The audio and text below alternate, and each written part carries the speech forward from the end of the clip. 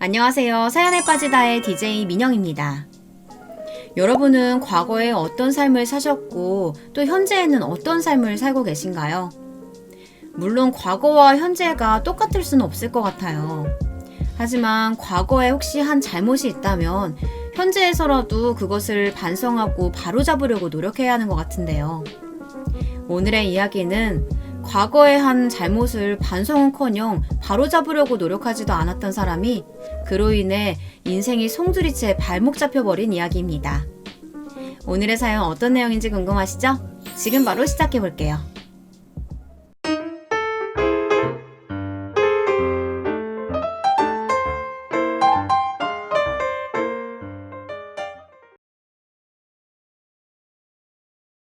안녕하세요. 저는 30대 후반 여성입니다. 현재는 결혼해서 딸아이 하나를 두고 있죠. 그리고 대기업은 아니지만 나름 큰 중견기업의 마케팅팀에서 일하고 있습니다. 결혼한 지 8년 정도 됐어요. 아이는 이제 내년이면 초등학교에 입학합니다. 아이를 낳고 오래 일을 쉬다가 지인분께 소개받아 운 좋게 지금 회사에 다니고 있어요. 남편이 벌어다주는 돈만으로는 생활이 좀 빠듯해서 다시 일을 시작했지만 제 생활에도 활력이 되고 있습니다. 일을 한다는 것이 사람의 자존감을 꽤나 올려주더라고요. 저희 시댁은 아들 둘이 있습니다. 저희 남편이 첫째고 둘째 도련님이 계십니다. 두 사람은 3살 차이인데 도련님이 결혼을 좀 늦게 하셔서 아직 신혼이세요. 둘째 며느리감이 인사 온다는 말에 온 식구가 기뻐했던 기억이 있어요. 저도 물론 기뻤습니다. 그런데 그 둘째 며느리감이자 제 손 아랫동서가 될지도 모르는 사람이 인사를 온 날, 저는 사실 많이 놀랐거든요. 제가 아는 얼굴이었어요. 고등학교 후배였습니다. 그리고 대학교 후배이기도 했고요. 반가움에 아는 척 했을 거라고 많은 분들이 생각하시겠지만 저는 아는 척 하지 않았어요. 왜냐면 그녀의 과거가 굉장히 화려했기 때문입니다. 그녀는 저를 모르는 듯 했어요. 당연한 일이었습니다. 동급생도 아니었던 데다가 유명세를 날렸던 그녀와 달리 저는 그냥 평범한 학생이었거든요. 이 모든 이야기를 하려면 일단 그녀의 화려했던 과거 이야기부터 시작해야겠군요. 화려했다기보다 사실 많은 사람에겐 악몽과도 같은 과거긴 하죠. 본인은 어떻게 생각할지 모르겠지만 말입니다. 앞서 말씀드렸듯 저는 정말 지극해도 평범한 학생이었어요. 그냥 평범한 외모에 평범한 성격, 눈에 띄지도 않고 조용조용히 그다지 남들에 비해 잘난 것도 그렇다고 못난 것도 없는 특별할 게 없는 정말 평범한 학생이었습니다. 아마 친한 친구들 몇몇을 제외하면 저 같은 학생이 있다는 것도 모르는 사람들이 훨씬 많을 거예요. 이 정도면 제 소개가 됐을 것 같네요. 하지만 그 친구는 그런 저와는 아주 많이 다른 친구였습니다. 일단 외모부터가 눈에 띄었어요. 예뻤거든요. 거기서만 그 친구의 명声이 그쳤다면 참 좋았을 텐데 그렇지 않았습니다. 예쁜 얼굴과는 달리 성격은 정말 악명이 높았어요. 그래서 그녀의 얼굴을 보고 접근했던 남자 학생들도 이름을 들으면 뒷걸음질 치곤 했습니다. 같은 학교는 물론이고 근방에 그 친구 이름을 들어보지 않은 사람이 없을 정도였어요. 그만한 유명세에는 다 이유가 있긴 했습니다. 소위 노는 친구들 사이에서도 더 노는 친구, 그런 친구들 중에서도 질이 나쁘기로 유명했습니다. 학교에서 술 마시다 걸렸다더라, 이런 소문은 애교일 정도고 하굣길에 교복 입고 학교 주변에서 담배 피는 걸 선생님께 걸리기도 여러 번. 맨날 같이 어울려 다니는 오빠들은 다 대학생이었고 아이를 가졌는데 지웠다더라, 이런 소문도 돌았어요. 물론 소문의 진실이 어디까지인지는 모릅니다. 딱 한 번 학창시절에 그녀와 이야기를 나눠본 적이 있어요. 제가 선배였는데도 그 무서웠던 기억이 아직도 선명합니다. 물론 그 친구는 저라는 아이가 있다는 걸 기억도 못하겠지만 말이에요. 길을 걷다가 제가 지갑을 떨어뜨렸어요. 근데 그 지갑이 그 친구가 지나가는 길 앞에 떨어진 겁니다. 처음에는 그 친구의 얼굴을 제대로 보지도 못하고 말했어요. 저기 그것 좀 주워 하고 말하며 고개를 들었다가 정말 화들짝 놀랐습니다. 그 친구가 지금 무슨 소리를 하냐는 얼굴로 제 앞에 서 있었거든요. 그리고는 험악한 얼굴로 지금 나한테 심부름 시키는 거냐 라고 물어왔어요. 제가 고개를 저었습니다. 그녀는 제 가슴에 달려있는 이름표색을 분명히 봤을 거거든요. 그렇다면 선배인 걸 알았을 텐데 그녀에게 그런 건 중요하지 않았어요. 당황해서 뒷걸음을 치는데 원래 그녀가 괴롭히던 아이가 멀리서 걸어왔습니다. 그녀의 관심이 거기로 이동했어요. 그리고는 제 지갑을 툭 저에게 발로 차고서는 그 친구에게 다가갔죠. 천만 다행이다. 그때는 정말 그렇게 생각했어요. 그 정도로 악명이 높은 친구였거든요. 얼마나 엄청났는지 아시겠어요? 그리고 이런 친구들은 대개 그렇듯 같은 학교 친구들을 굉장히 많이 괴롭혔습니다. 사실 괴롭혔다는 말로도 부족하죠. 지금 용어로 하면 빵 셔틀도 있었고 주기적으로 삥을 뜯는 친구, 그 친구의 짐이나 가방만 들어주는 친구, 뭐 엄청 많은 심부름꾼들이 존재했어요. 그 중에 가장 기억에 남는, 아니 그 학교를 나왔다면 다 아는 그런 사건이 하나 있었습니다. 그녀가 괴롭히던 친구들 중에도 유난히 말수가 작고 체구가 작아 보이는 아이가 있었어요. 그래서 그 아이가 괴롭힘 당하는 걸 보면 주위에서 다들 굉장히 안쓰러워했습니다. 도와주고 싶다는 말도 많이들 했었고요. 물론 아무도 도와주지 못했지만요. 지금 생각해보면 나라도 나서서 도와줄 걸 그런 마음이 들어요. 그 작은 어깨가 정말인지 안쓰러웠는데 제가 고3, 그 친구가 고2 때 일어났던 일이었습니다. 수업 시간에 쿵 하는 소리와 함께 뭔가가 떨어지는 소리가 났어요. 그리고 잠시 뒤 깨악하는 비명소리가 들렸습니다. 그 소리와 함께 거의 모든 전교생이 창밖을 바라봤어요. 물론 저도 마찬가지고요. 그리고 봤던 장면을 꽤 오랜 시간 잊을 수 없었습니다. 아니, 실은 지금도 가끔 생각이 나요. 내려다본 1층엔 누군가가 뛰어내린 모습의 형체가 보였습니다. 가까이서 본 건 아니었지만 너무나 충격적인 그 모습에 각인이 너무 확실히 됐어요. 어린 나이 때 본 그런 모습은 쉽사리 잊혀지지 않잖아요. 뛰어내린 아이가 그 아이였다는 것을 확인하자마자 왜인지 모를 죄책감이 들었어요. 제가 그때 나서서 한마디만 했더라면 이런 일이 일어나지 않았을까 그런 마음이 들었습니다. 아마 그 순간 모든 학교의 학생들이 비슷한 생각을 했을 거예요. 물론 미라가 무서워서 아무도 말을 꺼내진 않았지만 말입니다. 이미라가 죽인 거지 뭐. 그래서 미라는 어떻게 된대? 그 친구 이름이 이미라였거든요. 미라는 자기가 괴롭히던 친구가 죽고 난 뒤로 학교에서 한동안 보이지 않았어요. 그리고 다시 나타난 그녀의 모습에 모든 사람이 충격을 받았습니다. 그래도 사람이 죽었는데 일말에 반성이라도 할 줄 알았거든요. 그런데 자기 때문에 죽었다는 그 친구가 죽었던 그 자리에 침을 뱉고 가는 모습을 모두가 봤던 겁니다. 그런 아이였어요. 당연히 얼굴도 이름도 잊을 수가 없었죠. 미라는 정말 신기하게도 그렇게 놀면서 다녔지만 성적은 늘 보통 정도로 나왔어요. 주변 친구들은 그걸 이해할 수 없어 했습니다. 그리고 더 재수없어 했어요. 저런 애들은 인생이 망해야 하는 건데 하면서 말이죠. 저는 그 친구랑 같은 대학에 갔어요. 학교에 엄청난 친구가 입학했더라 해서 구경 갔던 곳에 미라가 있어서 정말 깜짝 놀랐던 기억이 있습니다. 여전히 이쁘고 여전히 성격이 더럽더군요. 저런 얼굴로 입이 너무 험해서 유명해진 친구. 이렇게 들었던 기억이 있네요. 아무튼 그녀는 성인이 되어서도 정신을 차리지 못했어요. 볼 때마다 어딘가 숙취에 쩔어 있는 것 같았고요. 그리고 일단 학교에도 잘 나오지 않았어요. 가끔 나올 때마다 시선을 다 잡아 끌었는데 온몸에 명품을 두르고 다니는 것도 다니는 거였지만 그게 스폰 받은 거다, 술집에 다닌다더라 이런 소문이 정말 많이 돌았거든요. 뭐 학교 앞에 누가 데려다 주는 걸 봤는데 어떤 아빠뻘 되는 아저씨더라. 그런 말들이요. 그 소문이 사실이었던 것 같아요. 왜냐면 나중에 듣기로는 원래 엄마가 장사를 하셨는데 망해서 집이 가난하다고 들었거든요. 매일 술 마시고 다닐 돈이며 그런 명품들이며 다 어디서 났겠어요. 뻔하지.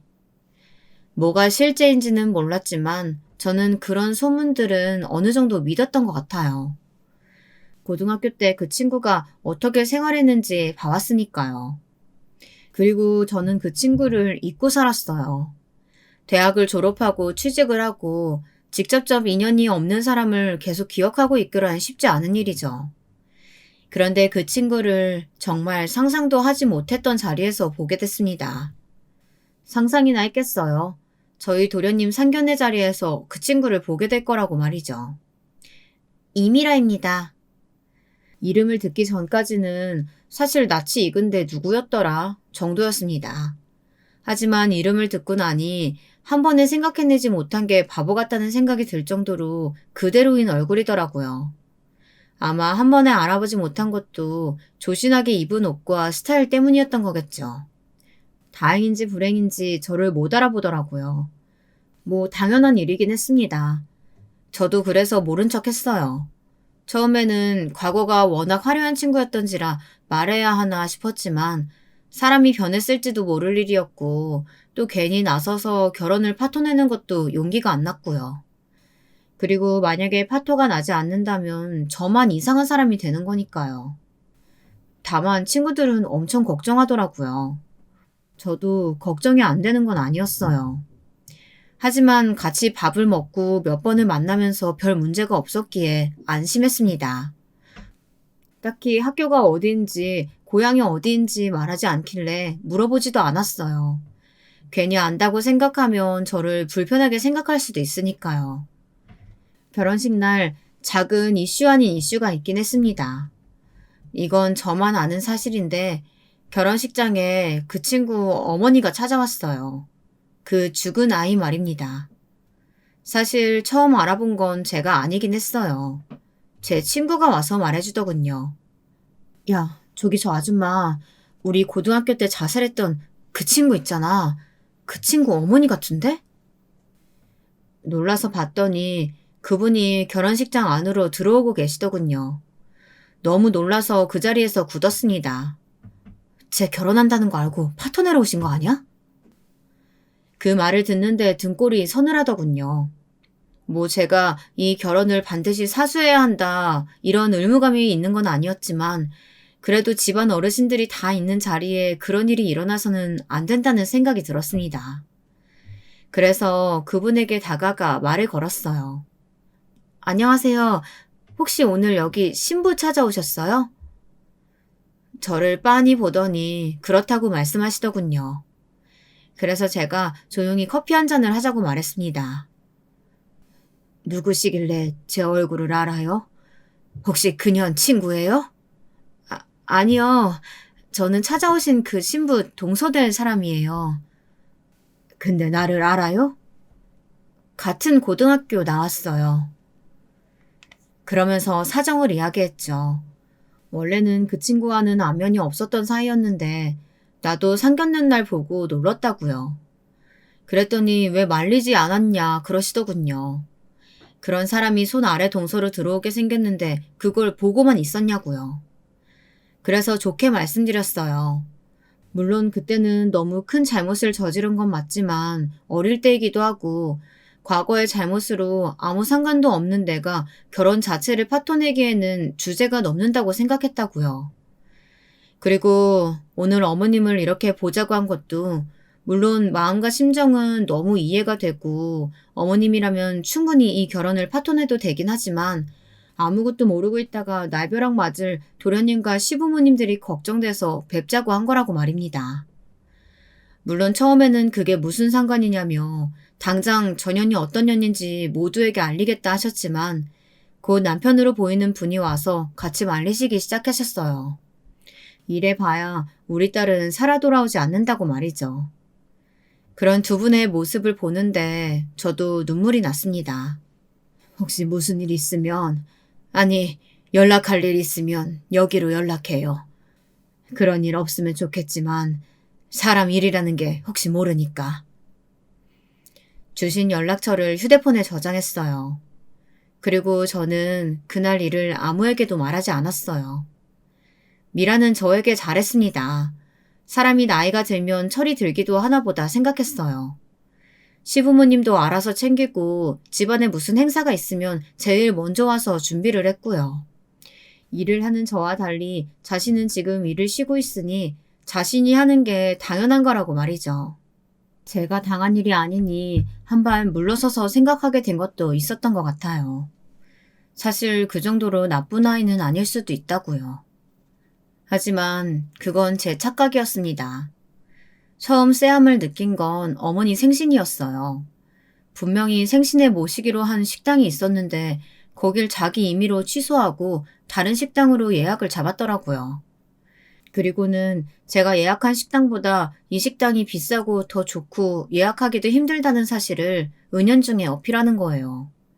그래서 기분이 살짝 나빴지만 그냥 예약 잡기 힘든 식당을 잡아서 기분이 좋은가 보다 했습니다. 하지만 그 후로도 그런 찜찜한 일들이 몇 번 계속됐어요.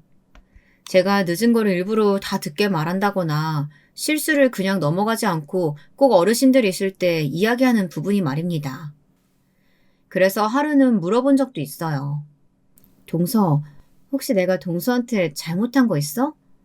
아니요? 왜 그러시는데요?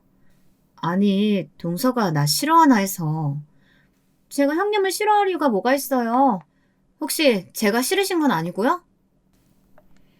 그러면서 웃길래 기분 탓인가 내가 편견이 있어서 그런 건가 했습니다.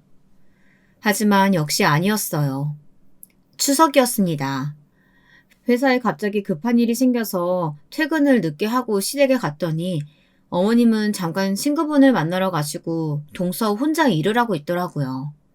그게 너무 미안해서 미안하다고 말했어요. 회사에 갑자기 급한 일이 생겨서 미안해. 힘들었지. 누가 보면 세상 일 혼자 다 하시는 줄 알겠어요. 맨날 뭐가 그렇게 바쁘세요? 하고 빈정거리더라고요. 그래서 제가 다시 말을 했습니다. 동서, 너무 힘들었던 건 아는데 나 진짜 일부러 그런 거 아니야. 미안해. 그랬더니 대꾸도 없더라고요. 그래서 저도 더 이상 말을 하지 않았습니다. 하지만 그게 끝이 아니었어요. 정말 그냥 넘길 수 없는 일이 터졌습니다. 동서, 거기 소금 좀 줄래? 제가 오자마자 기다렸다는 듯 아무 일도 하지 않고 앉아있는 동서에게 말했어요. 그랬더니 아무 말 없이 벌떡 일어나서 소금을 집어오더라고요. 그래서 손을 내밀었습니다. 하지만 그녀는 저에게 소금을 쥐어줄 생각이 처음부터 없었어요. 그대로 던지더군요. 지금 뭐 하는 짓이야? 제가 너무 놀라서 소리를 질렀어요. 그러자 픽 웃더니 그대로 제 뺨을 내리쳤습니다. 이게 손윗동사라고 봐주니까 끝을 모르네. 뭐? 진짜 성질 죽이고 살랬더니 용 안 도와주네 정말. 야, 너만 이래? 어? 내가 너보다 일 더 하잖아 지금. 사실 그것도 아니었어요. 집안 행사 같은 건 한 번씩 번갈아 가면서 했고 명절 때도 오히려 제가 더 했습니다. 큰며느리라는 이유와 또 아버님이 제 음식을 좋아하셔서요. 아니, 이번 한 번 늦은 거잖아. 그리고 평소에 일은 내가 더 했는데 그게 무슨 소리야? 야, 네가 큰며느리인데 네가 더 하는 건 당연하지. 근데 오늘 연락도 없이 늦었잖아. 그리고는 뭐? 소금을 달라고? 내가 네 심부름꾼이야? 어디서 감히 누구한테 심부름을 시켜? 동서가 앉아있으니까 달라고 한 거지. 소금 달라는 말도 못해? 그게 심부름이라니 같이 하는 거지. 이 쌍년이 진짜 어디서 자꾸 말대답이야. 진짜 뒤지고 싶어? 쌍년이라니 무슨 말을. 씨발 안 닥쳐? 시끄럽단 말이잖아. 그러면서 제 이마를 손가락으로 밀더군요. 그때 마침 도어락이 열리는 소리가 났습니다. 그 소리를 듣자마자 동서는 표정이 바뀌더군요. 그리고는 제게 낮게 속삭였습니다. 혼자 정신 나간 미친년 만드는 거 나한테 일도 아니니까 닥쳐라, 어? 무슨 정신으로 그날 요리를 했는지 정말 모르겠어요. 아까 그 일은 없는 일이라는 듯 저에게 형님 거리고 시부모님에게 애교 부리는 동서를 보면서 멍했습니다. 당신 오늘 왜 그렇게 넋이 나가 있어? 무슨 일 있어? 당신 도련님 부인 어떤 사람 같아? 재수씨? 애교 많고 어머님 아버님께 잘하는? 당신은 좀 무뚝뚝하잖아. 그래서 그런지 아버지가 좋아하시던데? 그랬습니다. 저는 좀 무뚝뚝한 편이고 그 친구는 애교가 많은 편이었어요. 시부모님들이 처음부터 마음에 들어하는 게 느껴졌어요. 아마 그래서 제가 더 이야기를 못하는 것도 있을 겁니다. 집으로 가는 길에 남편에게 오늘 있었던 일과 그 친구의 정체에 대해 말했어요. 그랬더니 남편이 너무 놀라면서 왜 진작 말하지 않았느냐고 그러더라고요. 그랬으면 이 결혼을 말렸을 거 아니냐고요. 생각해보니까 결국은 그 원망을 들을 것 같더라고요. 남편도 미리 말해주지 않은 거에 대해서 동생과 부모님이 너를 원망할 수도 있다고 말해서 일단은 납득을 했습니다. 그리고는 집으로 돌아와서 곰곰이 생각했어요. 어떻게 하면 그 원망을 듣지 않고 저 친구 정체를 밝힐 수 있을지 말이에요. 그걸 고민하고 있는 찰나에 일이 한 번 더 일어났어요. 이번에는 아버님 생신이었습니다. 집에서 집밥을 드시고 싶다는 아버님 말에 음식을 하고 있는데 자꾸 저보고 일을 떠넘기더라고요. 동서도 좀 해. 제가 그렇게 말했더니 기가 차하더군요. 저 누구 심부름하고 그럴 사람 아니라는 거 말씀드렸을 텐데요. 멍청한 형님? 왜? 누구 심부름 시킬 사람은 되고? 그 말에 무슨 소리 하냐는 듯 저를 쳐다보더라고요. 그래서 말해줬습니다. 우리 고향이 같다고 내가 말했던 적 있었던가? 갑자기 그게 무슨 개소리세요? 여기서 고향 얘기가 왜 나와요? 경정고등학교. 고등학교 이름을 말하니 동서의 눈이 커지더군요. 계속 말을 이어갔습니다. 내가 거기 15회 졸업생이야. 동서는 아마 16회 졸업생이겠지. 나보다 한 학년 아래였으니까. 제가 무슨 말을 할지 다 아는 것 같더라고요. 그래서 뭐요? 뭐 고등학교 때 좀 논 걸 가지고 그거 안다고 협박이라도 하려고요? 좀? 좀 놀았어, 동서가? 사람이 죽었잖아. 동서 때문에. 그 말에 움찔하더군요. 계속 물어붙였습니다. 아마 동서가 계속 연기하면서 그 더러운 본성 숨기며 살았다면 나도 끝까지 아는 척 안 했을 거야. 근데 이렇게 티를 내버렸네. 내가 뭘 알고 있고 뭘 할 수 있을지 어떻게 알고 이렇게 까불지? 어? 걔가 나 때문에 죽었다는 증거라도 있어요? 그냥 걔는 학업 스트레스 때문에 죽은 거거든요? 갑자기 존댓말을 쓰더군요. 어이가 없어서 웃음이 나왔습니다. 결혼식 날 그 친구 엄마가 찾아왔었어. 뭐라고요? 동서 때문에 죽은 그 친구 엄마. 그 친구 엄마가 찾아왔었다고. 동서 결혼식 파토 내러. 그제서야 아무 말 없이 딱 입을 다물더군요. 내가 그날 그 아줌마 연락처도 받아놨는데 내가 뭘 할 줄 알고 이렇게 막 나오는 거야? 어? 그 말에 인상을 확 찌푸리더군요. 그리고 뭔가를 고민하는 게 보였습니다. 그리고는 다짜고짜 저를 사람이 아무도 없는 방으로 끌고 가더군요.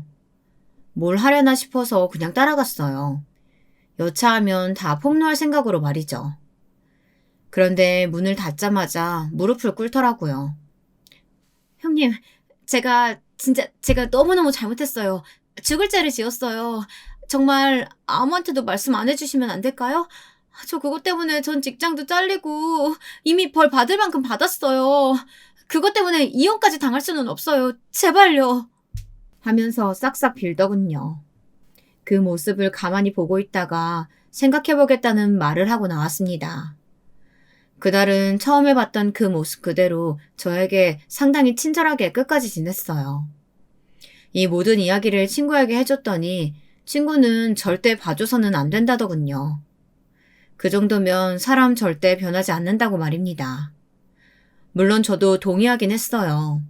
하지만 이대로 그냥 터뜨리기엔 처음에 모른 척한 제 잘못도 있어서 많이 망설여지긴 했습니다. 그러던 중 그런 고민을 아예 하지 않게 해버린 사건이 또 하나 발생했어요. 어느 날 어머님께 전화가 왔습니다. 그래서 나가봤더니 어머님이 다짜고짜 물으시더군요. 네가 미라 협박 중이라는데 맞는 거니? 그게 무슨 소리세요? 미라가 너한테는 절대 말하지 말라고 했는데 나는 도저히 확인을 안 하고는 못 넘어가겠더구나. 네가 좀 무뚝뚝하고 그래서 그렇지 내가 봐온 너는 참 좋은 아인데. 이야기를 들어본 즉슨 제가 고등학교 때 자신을 괴롭히던 선배였다고 했더더군요. 얼굴이 많이 변해서 못 알아봤다면서요. 그래서 자기가 그 후배라고 했더니 아무한테도 이야기하지 말라면서 협박을 했다고요. 정말 그랬다고요? 기가 찼습니다. 이런 식으로 나올 거라고는 예상을 하지 못했거든요.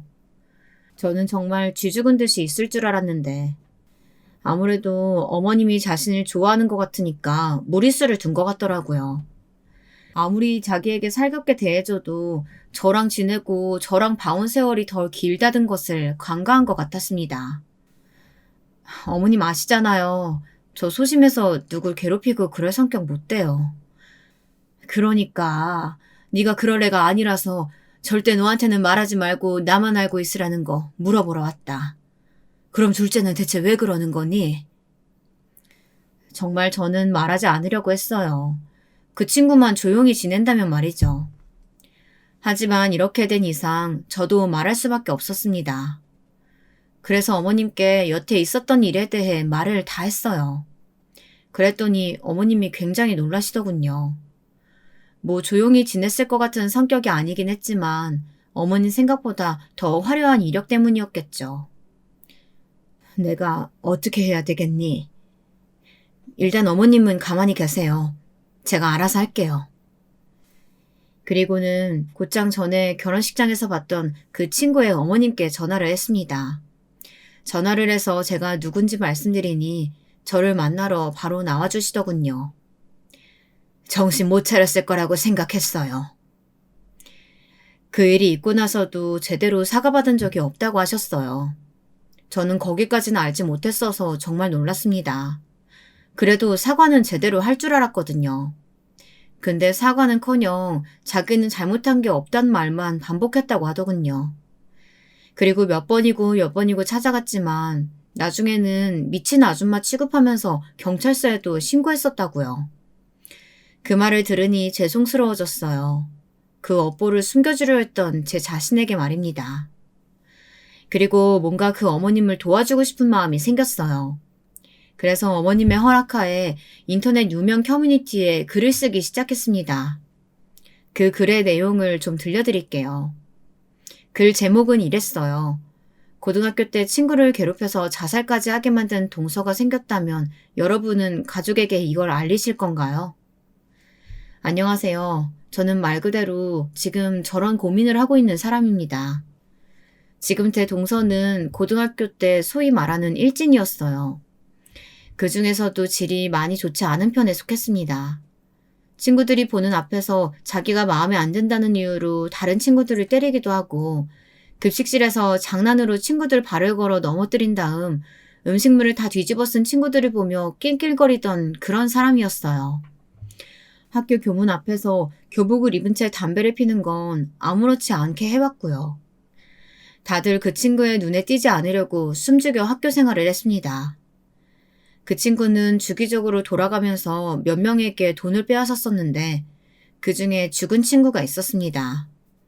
그 죽은 친구는 집안 형편이 어려워서 참고서나 교복 같은 것들도 다른 사람들 것을 물러받았었죠.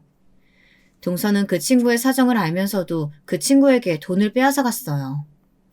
알바를 해서 동서에게 돈을 주던 그 친구가 어느 날은 더 이상 알바를 할 수 없게 되어 동서에게 돈을 줄 수 없다고 하자 정말 모든 전교생이 보는 앞에서 그 친구의 가난함을 조롱하고 이미 해질 대로 해진 교복을 잡아 뜯었어요. 그 친구는 모두가 수업하던 중이었던 오후에 옥상에서 몸을 던졌어요. 저는 그 친구의 한 학년 위라 직접적인 괴롭힘 수위는 전달받은 것들이 많지 않습니다. 하지만 뚜렷하게 기억이 나는 한 가지는 그 친구가 뛰어내렸던 그날의 모습이었어요. 그 기억은 정말 한동안 잊을 수 없을 만큼 충격적이었습니다. 그런 사람이 제 동서예요. 처음에는 세월이 세월인지라 못 알아봤었는데 이름을 듣는 순간 알았습니다. 그때 그 사람이라는 걸 말이죠. 결혼을 말려볼까도 고민했지만 이미 신뢰를 얻은 사람의 과거 허물을 함부로 밝히는 게 망설여졌어요. 제가 그렇게 고민하는 사이 도련님은 동서와 결혼을 하고 신혼살림을 차렸습니다. 그 이후에도 걱정스럽긴 했으나 동서는 저와 시어머니에게 무척 잘했기 때문에 이 사람이 변했나 보다 그냥 그렇게 가볍게만 생각했어요. 사람은 그렇게 쉽게 변하지 않는다는 것을 알았으면 좋았겠지만요. 그때는 미처 몰랐습니다. 동서가 변하지 않았다는 걸 알게 된 건 제가 회사 일 때문에 명절 음식을 하던 날 조금 늦게 갔을 때였어요. 그동안은 정말 맹세코 한 번도 그런 일이 없었는데 그날은 어쩔 수 없이 늦게 도착했습니다. 어머님이 마침 자리를 비우시고 동서 혼자 부엌에 있길래 너무 미안한 마음에 빨리 팔을 걷어붙였어요. 그리고 한동안은 제가 했습니다. 동서는 쉬고 있었고요. 근데 국자를 들고 있어서 손이 없어서 소금을 가져다 달라는 부탁에 대뜸 쌍욕부터 하며 제 뺨을 때리더군요. 내가 어떤 사람인지 아냐면서요. 당연히 알았죠. 몰랐으면 좋았을 과거까지 말입니다. 그때 깨달았어요. 사람은 쉽게 변하는 게 아니고 동서 또한 하나도 변하지 않았다는 사실을 말입니다. 그 순간 뼈저리게 후회가 되더군요. 왜 이 결혼을 진작에 말리지 않았는지 대해서 말입니다. 사실 도련님의 결혼식 날 어디서 소식을 들으셨는지 죽은 그 친구 어머님이 결혼식장을 찾아오셨거든요. 제가 오늘은 참으시라 부탁드리고 연락처만 받고 다시 보낸 게 너무너무 후회가 됩니다. 그 어머님은 다른 건 다 필요 없고 그저 동서에게 사과만 받고 싶다 하셨었는데. 그리고 글의 말미에는 어느 지역에서 있었던 일인지 제가 어떤 생각으로 처음에 비밀로 했는지 그리고 그 동서가 저에게 어떻게 했는지 그리고 그 죽은 친구의 어머님이 지금 어떻게 지내시는지까지 모든 이야기를 아주 상세하게 적었습니다. 글은 말 그대로 폭발적인 반응을 얻었어요. 일부러 지역이나 학교를 특정 지을 수 있게 글을 썼기 때문에 누구인지 저희 학교를 아는 사람은 모두가 알 수 있었습니다. 그리고 며칠 뒤 그 글을 읽었는지 동서에게 전화가 왔어요. 비밀로 한 거 아니었어요? 지금 이게 뭐 하는 짓이에요? 그건 네가 뒤에서 딴짓 안 할 때 이야기지. 너 어머님한테도 이상한 소리 했다며? 말도 안 되는 이야기 꾸며가면서. 어머니가 아무리 너를 이뻐하는 것 같아도 너랑 지낸 세월이 더 긴데 누굴 더 신뢰하겠니? 나한테 와서 물으시더라. 그게 진짠지.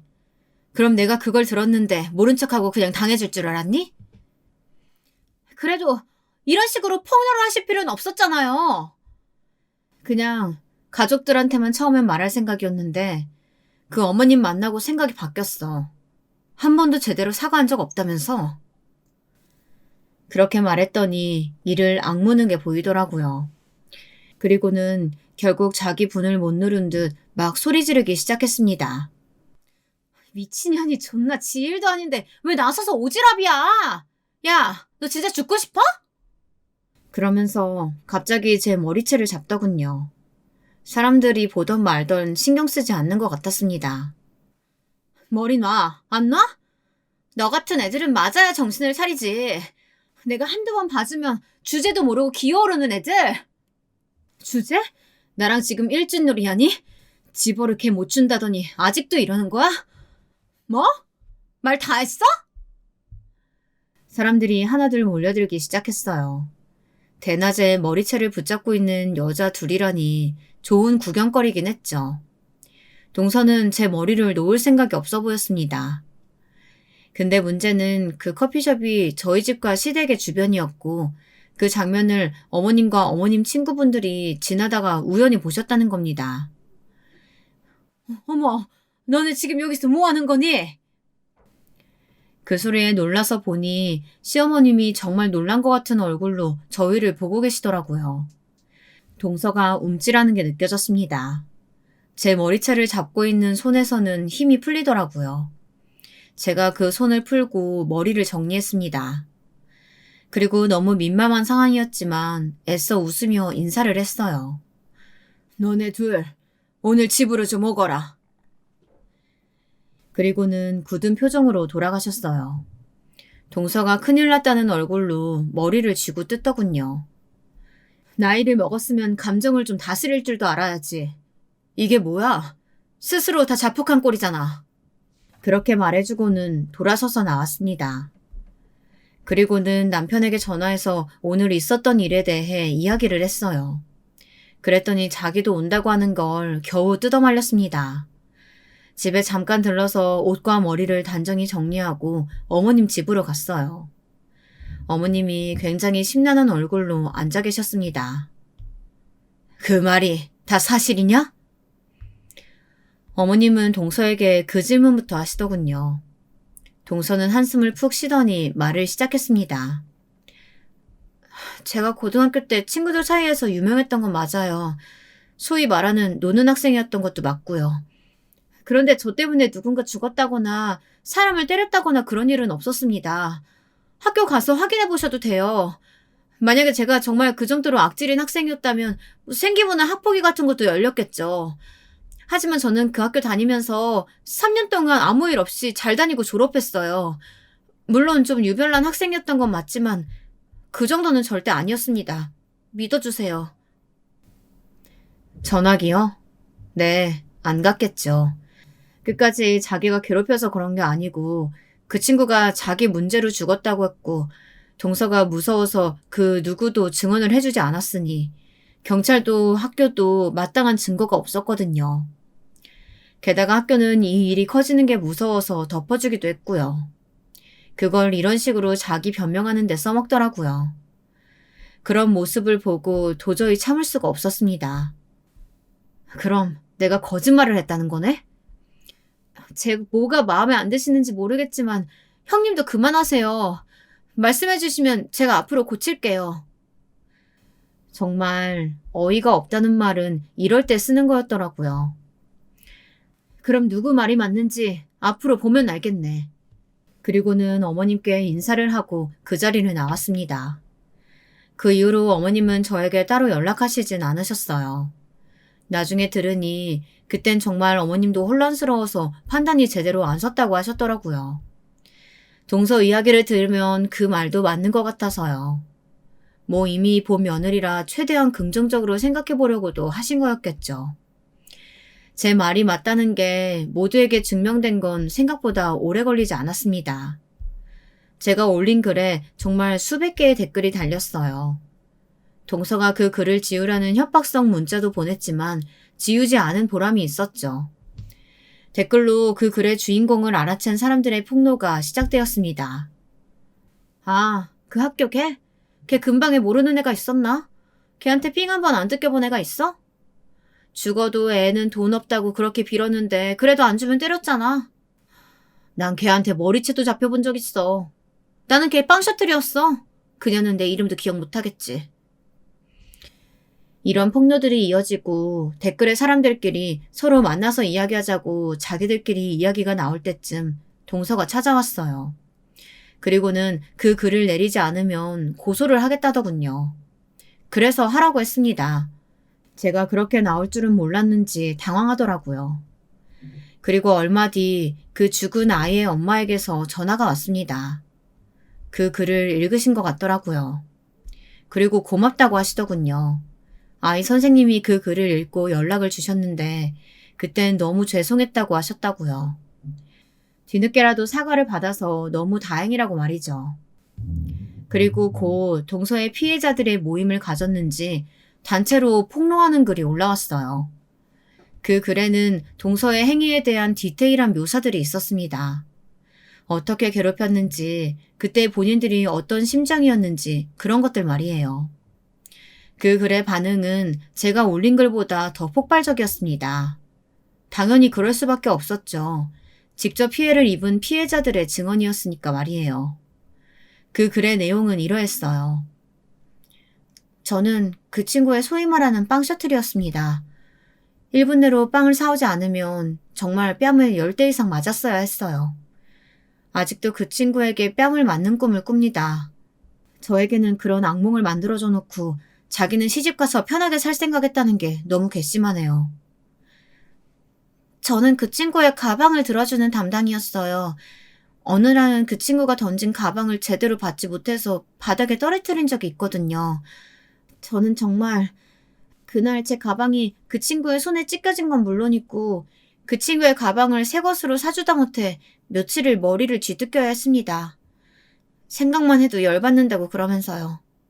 등등의 폭로들이 담겨있는 글이었어요. 한두 명이 아니었습니다. 그 글이 인터넷에 올라오고 얼마 뒤 동서는 저에게 연락을 하지 않았습니다. 그리고 어느 날이었어요. 어머님이 집으로 좀 오라고 해서 갔더니 도련님과 함께 계시더라고요. 그 모습을 본 순간 마음의 준비를 했습니다. 혼날 마음의 준비를 말이죠. 제가 말하지 않아서 생긴 일인 것 같았거든요. 게다가 이 모든 폭로도 가족들과 상의하지 않고 한 일이었기 때문에 저는 기본적으로 도련님에 대한 죄송스러운 마음이 있었기 때문에 사과부터 했습니다. 미리 말씀드리지 못한 거 너무 죄송해요. 사실 처음에는 안일하게 변했을 거라고 생각했어요. 제가 기억하는 동서의 모습과 현재 모습이 너무 달라서. 달라진 사람 과거 들추는 것도 옳은 행동은 아니라고 생각했고 괜히 나섰다가 저한테 튈 불똥도 걱정됐고요. 하지만 결과적으로 제가 말하지 않아서 일이 이렇게 커진 거니까 걔가 잘못 산 건데 네가 왜 사과를 하니? 형수님은 잘못 없으세요. 그러니까 저한테 사과하지 않으셔도 됩니다. 저는 처음에 저에게도 안 좋은 소리를 좀 하시려나 보다 하고 겁을 먹었었는데 그게 아니었더라고요. 도련님의 말을 들어보니 동서는 끝까지 자기는 그런 과거가 없다고 우기다가 폭로자의 단체 폭로에 입을 다물었답니다. 그리고는 다 인정했대요. 자기가 한 일이 맞다고요. 도련님은 과거에 어떤 짓을 저질렀던 만약 당신이 진심으로 사과하고 인정했다면 지금의 화살도 같이 맞아줬겠지만 반성도 하지 않고 인정도 하지 않고 심지어 형수님에게 협박과 폭력을 일삼았던 그 모습은 참아줄 수 없다고. 그건 당신이 과거나 지금이나 그냥 똑같은 사람이란 듯 아니냐며 말했다고 하더라고요. 그러면서 나는 그런 사람과 살 수 없다고 통보했다고 합니다. 도련님과 동서는 이혼 절차를 밟았다고 들었어요. 그리고 어머님께도 잠시나마 저를 의심했던 걸 미안하다는 사과를 들었습니다. 일이 잘 마무리된 것 같아서 참 다행이라고 생각했어요. 사실 저희 가족들은 잘못한 거 하나 없이 가만히 있다가 날벼락을 맞은 거잖아요. 제가 조금 더 신경 썼어야 하는 건데 그런 죄책감이 들었습니다. 동서의 일은 점점 더 커졌어요. 그때 당시에 입을 다물었던 선생님이 양심선언을 하시고 그 양심선언이 또 많은 사람의 관심을 받으면서 동서의 일은 방송도 탔습니다. 그야말로 전국구 유명 인사가 된 거죠. 도련님과 이혼이 확정되던 그날이었어요. 집으로 동서, 아니 미라가 찾아왔습니다. 다 너 때문이야. 다 저 때문이라고 하더군요. 그래서 사실을 말해줬습니다. 이건 네가 만든 미래야. 네가 과거에 그렇게 살지 않았다면 이런 일은 일어나지 않았을 거야. 네가 그렇게 살았기 때문에 이런 일이 일어난 거지. 나 때문이 아니라는 말이야. 너만 입 다물었으면 아무도 몰랐을 거야. 과연 그랬을까? 언젠가 모두가 알게 됐을 거야. 네 결혼식장에서도 내가 막지 않았으면 그 친구 어머님이 다 이야기했을 거고. 아니야? 미라는 이를 악물더니 한참을 그 자리에서 저를 노려보더군요. 그리고 자리를 떠났습니다. 그리고 한동안은 소식을 들을 수 없었어요. 도련님과도 이혼을 했고 저도 그 글은 내린 상태라 이제 만날 일이 없다고 생각했습니다. 하지만 그 친구의 소식을 알게 된 건 뜻밖의 사람에게서였어요. 바로 그 죽은 친구의 어머니였습니다. 사과를 하러 한 번은 찾아올 줄 알았는데 끝내 찾아오지 않았다고 하더군요. 그리고 자신에게뿐만 아니라 그 폭로글을 올린 동창들에게도 말이죠.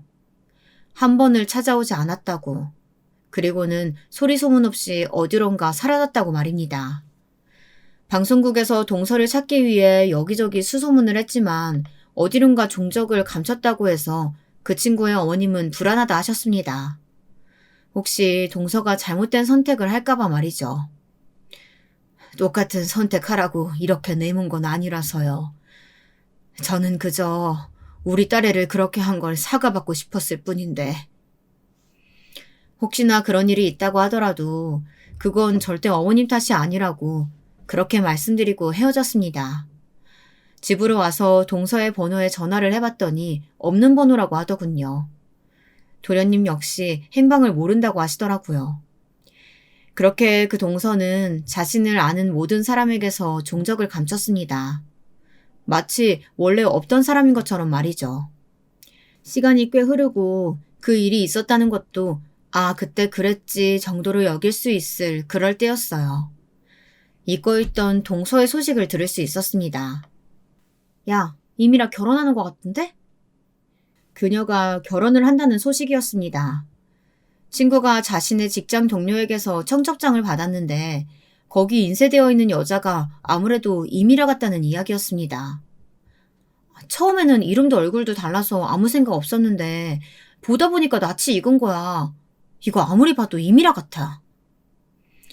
그리고 전달받은 청첩장의 사진은 제 전 동서가 맞더군요. 물론 성형을 했는지 얼굴이 꽤나 달라져 있었지만 그녀가 확실했습니다. 정말 기가 차더라고요. 그녀가 혹시 잘못된 선택을 했으면 어쩌나 그걸 바란 건 아니었는데 하시며 전전긍긍하시던 그 친구의 어머님 얼굴이 떠올랐습니다.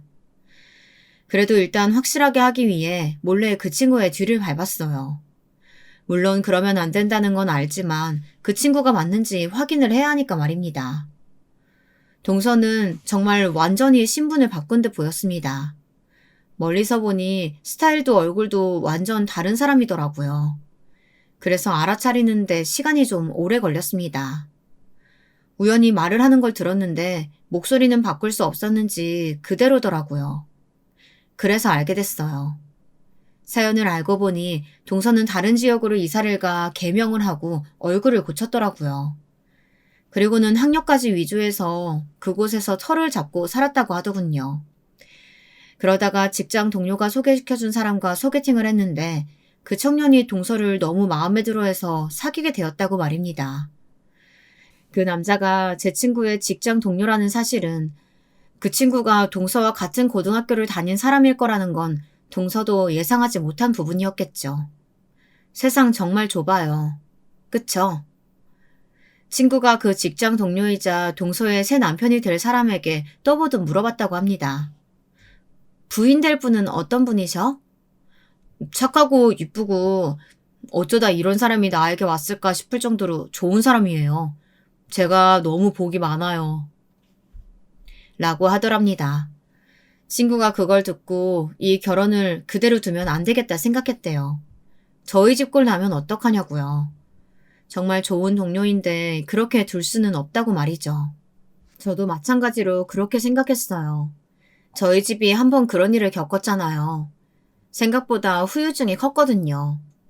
도련님은 사람을 쉽게 믿지 않게 되었고 시댁 어르신들도 이제 누구를 만나든 과거부터 봐야 하는 거 아니냐는 농담을 슬프게 하시고 그런 피해자를 또 만들 수 없다고 생각했습니다. 그리고 그 전에 그 친구가 혹시나 잘못된 선택을 했을까 죄책감을 느끼시던 죽은 친구의 어머님도 생각이 났고요. 그래서 오랜만에 잊고 있던 그 번호로 전화를 했어요. 그리고 소식과 함께 청첩장 사진을 보내드렸습니다. 그 친구 어머니가 아시고 그 소식은 곧 그때 인터넷에 같이 폭로글을 올렸던 친구들에게도 들어간 모양이었어요. 그리고 그 결혼식은 식 전에 파토가 났습니다. 자신의 정체를 숨기고 하는 결혼식이었던 모양이더라고요. 동서가 다니는 회사에 동서가 사실 세간의 이슈였던 그 학교폭력 사건의 가해자다라는 글이 다시 올라가고 그 글이 다시 주목을 받았어요. 그리고는 곧 파혼을 당했다고 하더라고요. 동서의 파혼 소식을 전해 듣고 친구와 술 한잔을 했습니다. 진짜 업보라는 게 있나 봐. 착하게 살아야 돼. 착하게는 살지 못하더라도 남을 괴롭히지는 말아야지. 그리고 혹시 그랬으면 사과를 했어야지. 이름을 바꾸고 얼굴을 바꾸고 그 사람이 아닌 척하면 없어질 과거라고 생각했을까요? 이미 저지른 일이라면 사과라도 제대로 했어야 많은 것들이 달라졌을 텐데 말입니다. 듣기로는 동서는 결국 그 죽은 친구의 어머님과 자신을 괴롭혔던 친구들에게 결국 사과를 하러 간 모양이더라고요. 무릎을 꿇고 미안하다 사과하는 동서를 결국 사람들은 용서를 받아줬다고 합니다. 허울뿐인 사죄라도 결국은 미안하다는 이야기를 들었으니 다행인 거겠죠. 그렇게 사과를 하고 사죄를 했지만 이미 소문이 날 대로 다 났고 얼굴이 팔릴 대로 다 팔렸던지라 동서는 자신의 평판을 바뀌기 위해서 엄청나게 많은 노력을 해야 할 겁니다. 그래도 그 평판이 바뀔 수 있을지 없을지는 미지수고요. 그건 동서가 감내해야 할 몫이겠죠. 어느 날 술을 먹었는지 취한 목소리로 저에게 전화가 왔더군요. 그리고 이렇게 묻더라고요. 제가 그날 형님 머리채 잡지 않았으면 저 아직도 그 집 며느리로 잘 살고 있을까요? 그 말에 제가 해줬던 대답이 기억납니다. 동서가 저지른 일은 결국 어떻게 해서든 다시 동서의 업보로 되돌아왔을 거라고 말입니다. 동서가 후회해야 할 건 내 머리채를 잡은 게 아니라 그 시절에 아무 잘못도 없는 친구들을 그렇게 괴롭힌 거라고 말이죠. 지금이라도 과거를 진심으로 반성하고 달라지라고.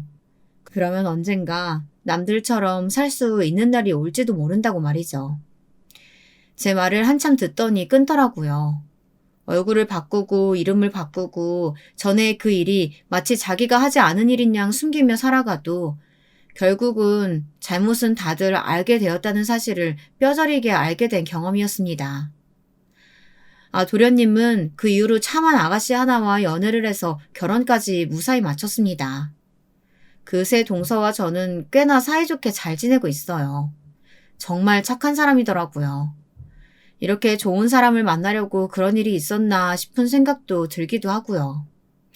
지금은 모두가 그 일은 잊고 잘 지내고 있어요.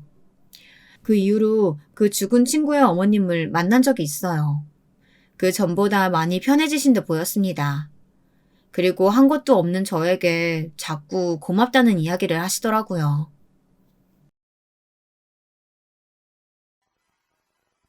안녕하세요. 저는 30 넘은 여성입니다. 요즘 날씨도 춥고 코로나 때문에 바깥에 못 나가고 있는데 사연 유튜브 덕분에 심심하지 않게 지내고 있어요. 제 사연도 한번 들어보시면 좋을 것 같아서 써봅니다.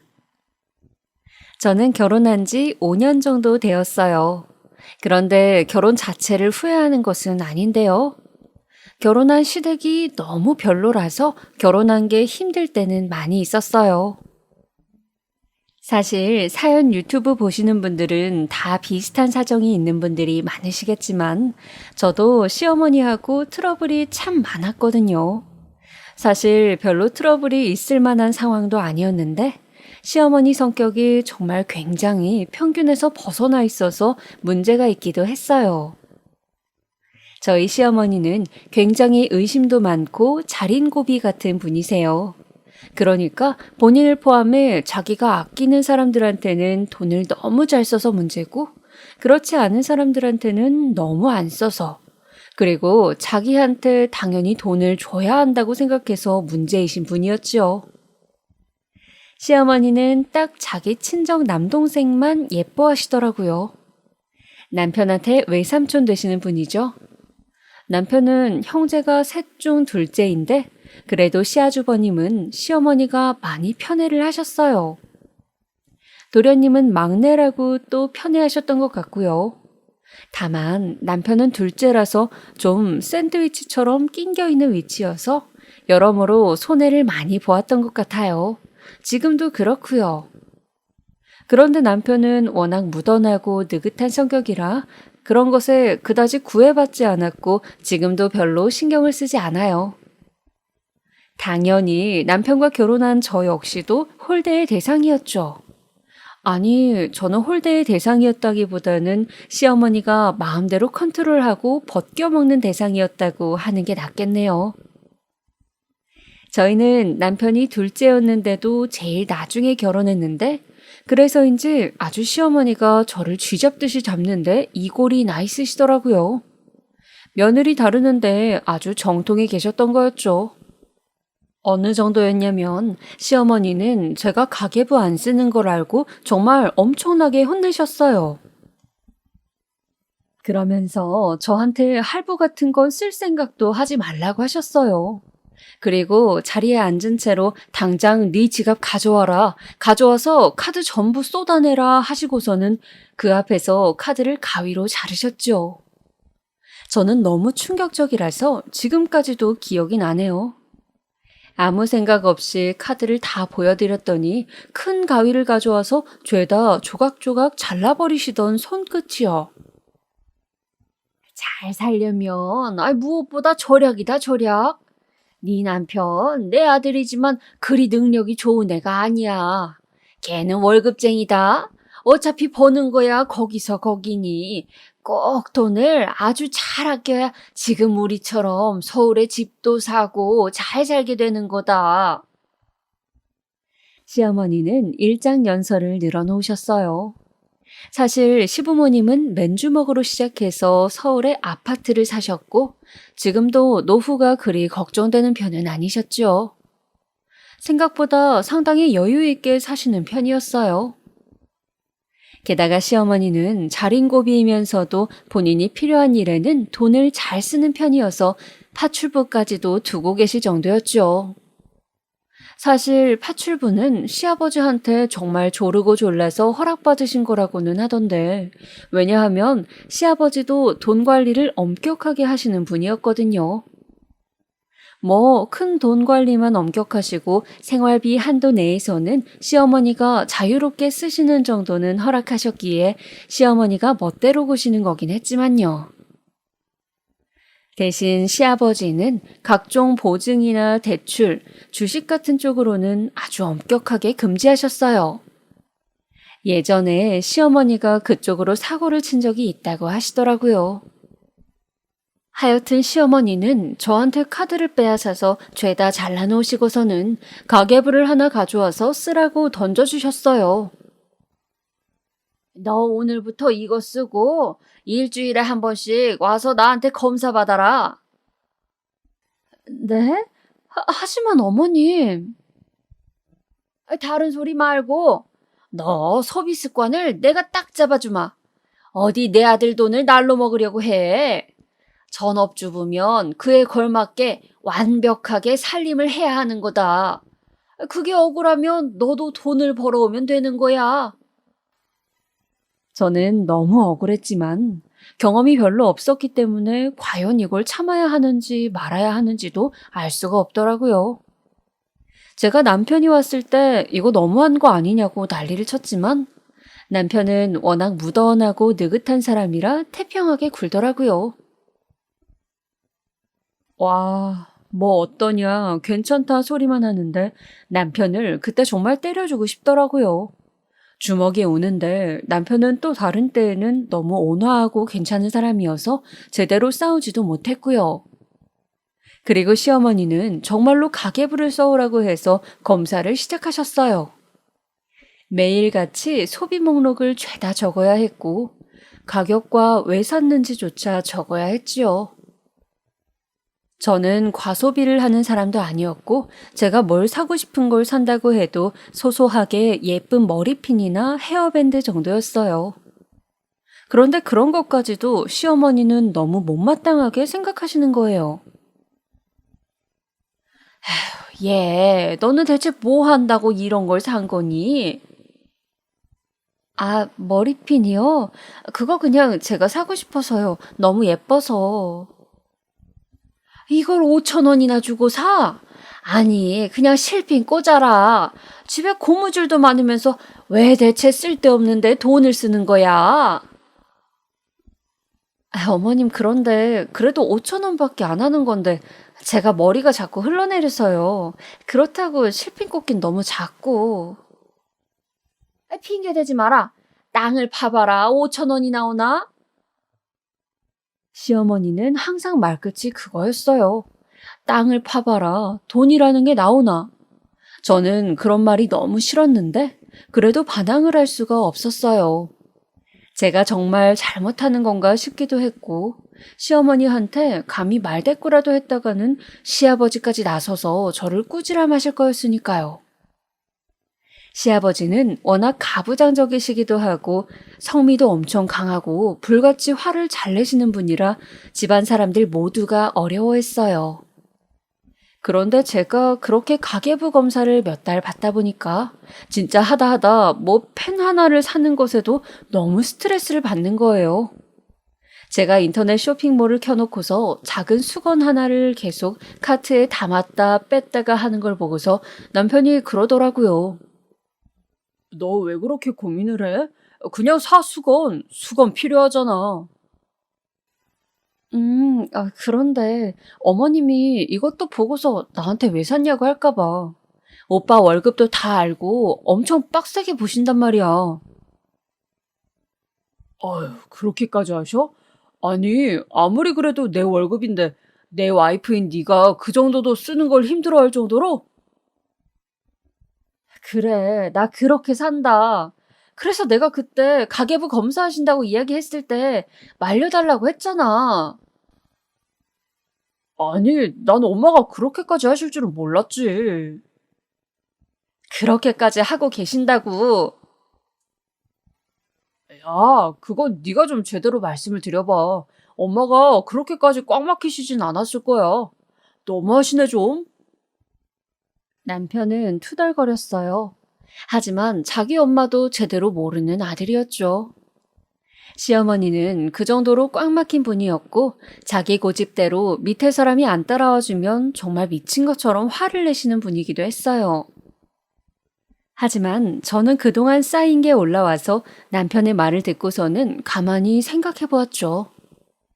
벌써 몇 달 가계부 검사 받았다고 수건 하나 사는데도 몇 시간을 고민하고 앉아 있어야 하는데 만약 1년 넘고 몇 년 동안 계속 검사를 받았다간 제 소비라는 게 없어질지도 몰랐어요.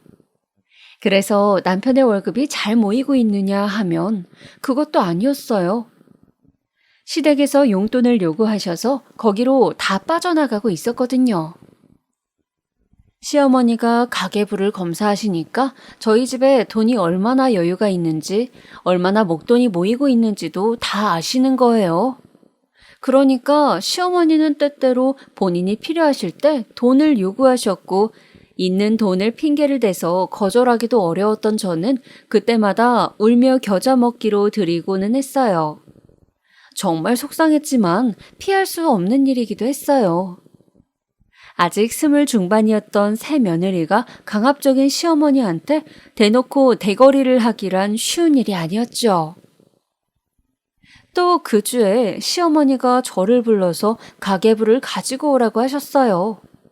저는 가계부를 가지고 가서 내놓았죠. 시어머니는 가계부를 훑어보시더니 한 항목을 짚으셨어요. 고기 왜 이렇게 비싸게 산 거니? 그게 제 생일이 다음 주여서 신랑이 이번 주에 고기 좀 좋은 거 사 먹자고 해서요. 다음 주인데 왜 이번 주에 이걸 샀어? 세일해서요.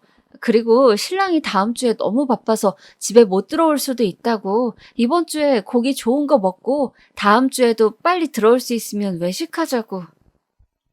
돈을 이중으로 쓰는구나. 이중으로 써.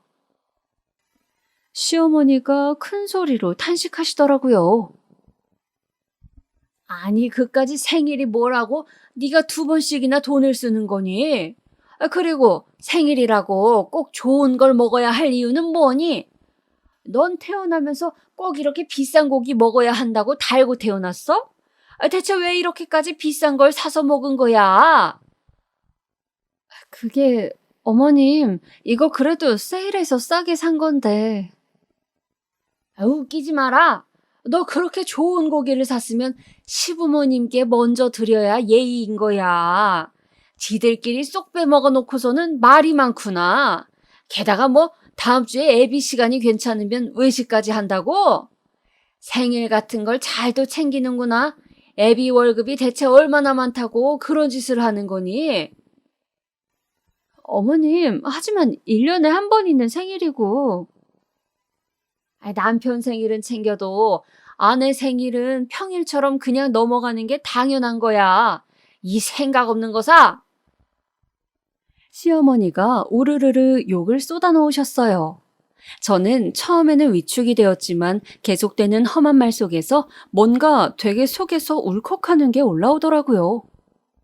아니 대체 내가 뭘 잘못했지?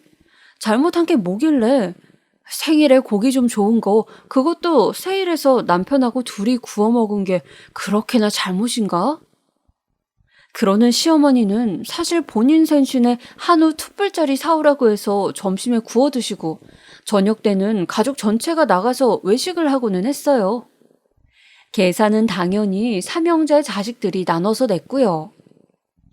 외식도 아주 호화로운 곳으로 가서 하고는 했죠. 시아버지는 대출이나 보증, 주식 같은 건 극도로 혐오하시지만 가족들이 먹고 쓰는 건 그래도 넉넉하게 해야 한다는 편이셨으니까요. 순간 저는 화가 나서 가계부를 들고서 제가 쓴 부분을 죄다 찢어냈어요. 시어머니가 한참 열을 올리면서 저를 욕하다가 깜짝 놀라서 주춤하시더라고요. 알았어요. 이제 더 이상 그렇게 돈 쓰는 걸 안 보여드릴게요. 됐죠? 뭐라고? 그런데 그건 대체 왜 찢는 거니? 가계부 이제 안 쓸 거니까요. 안 쓰고 안 보여드리면 돈 그렇게 엉망으로 쓰는 꼴도 못 보시겠죠. 그럼 됐죠? 뭐? 얘 너 지금 무슨 버르장머리를? 제가 뭘요? 아니, 머리핀 하나, 고기 한 점 사는 것도 아까워 죽겠으시면 어머님이 좀 사주세요. 제가 제 남편 돈으로 쓰는 건데 대체 왜 그러시는 거예요? 저는 몇 달이나 눌려서 참아왔던 속을 쏟아냈어요. 얼굴이 시뻘개진 채로 저나 시어머니나 서로 격앙된 채였죠. 시어머니는 부들부들 떨면서 저를 노려보면서 소리를 고래고래 지르셨어요. 나이도 어린 게 어쩜 이렇게 파렴치 하니? 좋은 습관 길러주겠다는 시어미를 이렇게? 좋은 습관 어머님이나 가지고 계세요. 전 더 이상 못 견뎌요. 그렇게 한바탕 뒤집어 버리고서 저는 그대로 일어나서 집으로 와버렸어요. 오는 길에 막 눈물이 나더라고요. 제가 결혼을 왜 해가지고 돈 한 푼 쓰는 것도 이렇게까지 스트레스를 받는지 모르겠어서요. 저는 집에 와서 한바탕 울고서는 잠이 들어버렸어요. 저녁 때 퇴근해서 온 남편이 저를 깨울 때까지 아주 깊이 잤지요. 남편은 저를 깨워서 한참 등을 두드려 주었어요. 고생했어. 진짜 엄마가 좀 심하게 굴었나 보네. 당신 어떻게 알아? 아버지한테 전화 받았어. 아버지가 낮에 집에 들어갈 일이 있어서 들어가셨는데 엄마가 거실에서 울고 있더래. 그래서 자초지종 들어보고 찢어져 있는 가계부 훑어봤더니 정말 너무 심했다고. 아버지가 당신한테 미안하다고 전해달라고 하시더라. 아버님 너무 감사하다. 저는 남편한테 꼭 안긴 채로 한참 있었어요. 시아버지가 시어머니와는 완전히 다른 성격이셔서 정말 다행이었죠. 다음 주에 시아버지가 저희 부부를 부르셨어요. 남편하고 제가 시댁으로 갔더니 이미 식사를 해놓으셨더라고요. 시아버지는 점잖게 웃으면서 저한테 그러셨어요. 미안하다. 이 사람이 뭘 가르치려다 보니 너한테 실수를 했구나. 다시는 그럴 일 없을 게다. 난 그냥 좋은 습관 들여주려던 거였다. 시어머니는 여전히 뾰루퉁한 얼굴로 화가 나 있었지만 워낙 무서운 시아버지 앞이라서 그 이상은 못하셨어요. 저는 눈물이 나올 것 같은 걸 참으면서 고개를 숙여서 사과를 받아들였죠. 그날은 정말 식사가 맛있더라고요. 그 이후로 시아버지가 대체 뭐라고 말씀을 해놓으신 건지 시어머니는 저희 집에 발걸음을 안 하셨어요. 시아버지의 말씀도 있으셨겠지만 약간 저희를 얼굴 보기 싫어하시는 그런 것도 있으신 것 같더라고요. 그런데 그렇다고 저한테 트집 잡는 걸 그만두신 건 아니었어요. 한동안은 잠잠했죠. 시아버지가 집에서 화를 내셨다고 들었으니 시어머니가 꽤 오랜 시간 저한테 뭐라 안 하신 것은 당연했어요. 하지만 시간이 한참 흐른 뒤부터는 슬금슬금 다시 시어머니 특유의 트집 잡기가 시작되었어요. 주로 전화를 하시거나 집에 오라고 하셔서 그랬지요. 예, 너 오늘은 애비 아침에 밥 새로 해준 거니? 네, 해줬어요. 따뜻한 밥을 아침에 해서 먹고 나가는 게 좋으니까요. 반찬은 몇 가지였니? 어제 먹던 치킨 데워서 볶아주었고 김치하고 무나물. 제정신이니? 어제 먹던 걸 데워서 줬다고? 시어머니는 시아버지가 화내시기 전으로 돌아간 것처럼 말씀을 하시더군요. 마치 그런 일이 없었던 것처럼 저를 혼내던 그 부분들을 다시 가져와서 혼내기 시작하셨어요. 이제 차마 가계부를 다시 쓰라거나 돈 쓰는 걸 영수증까지 가져와서 검사를 받으라는 말씀은 안 하셨지만 그 외에 다른 부분들은 똑같았어요. 정말 숨이 막히는 것만 같았죠. 남편도 그 사이 시간이 흘렀다고 이번에도 또 뜨뜻미지근한 반응이어서 더 화가 났지요. 남편은 이제 가계부 검사도 안 맡으니 그 정도는 그냥 참으라더군요. 그러고 보니 남편의 말이 맞기도 했어요. 저는 어른들한테 거짓말을 한다는 게 너무 양심상 꺼려져서 하지 않았는데 사실 시어머니가 저렇게까지 박하게 구시는데 제가 굳이 진실만을 말할 필요가 있나요? 거짓말 안 하고 신의를 지키는 것도 어느 정도 서로 간에 신뢰가 있는 사이에 하는 거죠. 저는 남편의 말에 그럴까 하고는 남편하고 말을 맞췄어요. 아침에는 항상 제가 3가지 반찬 이상을 새로 해주고 국도 새로 하고 밥도 새로 해주는 것으로요.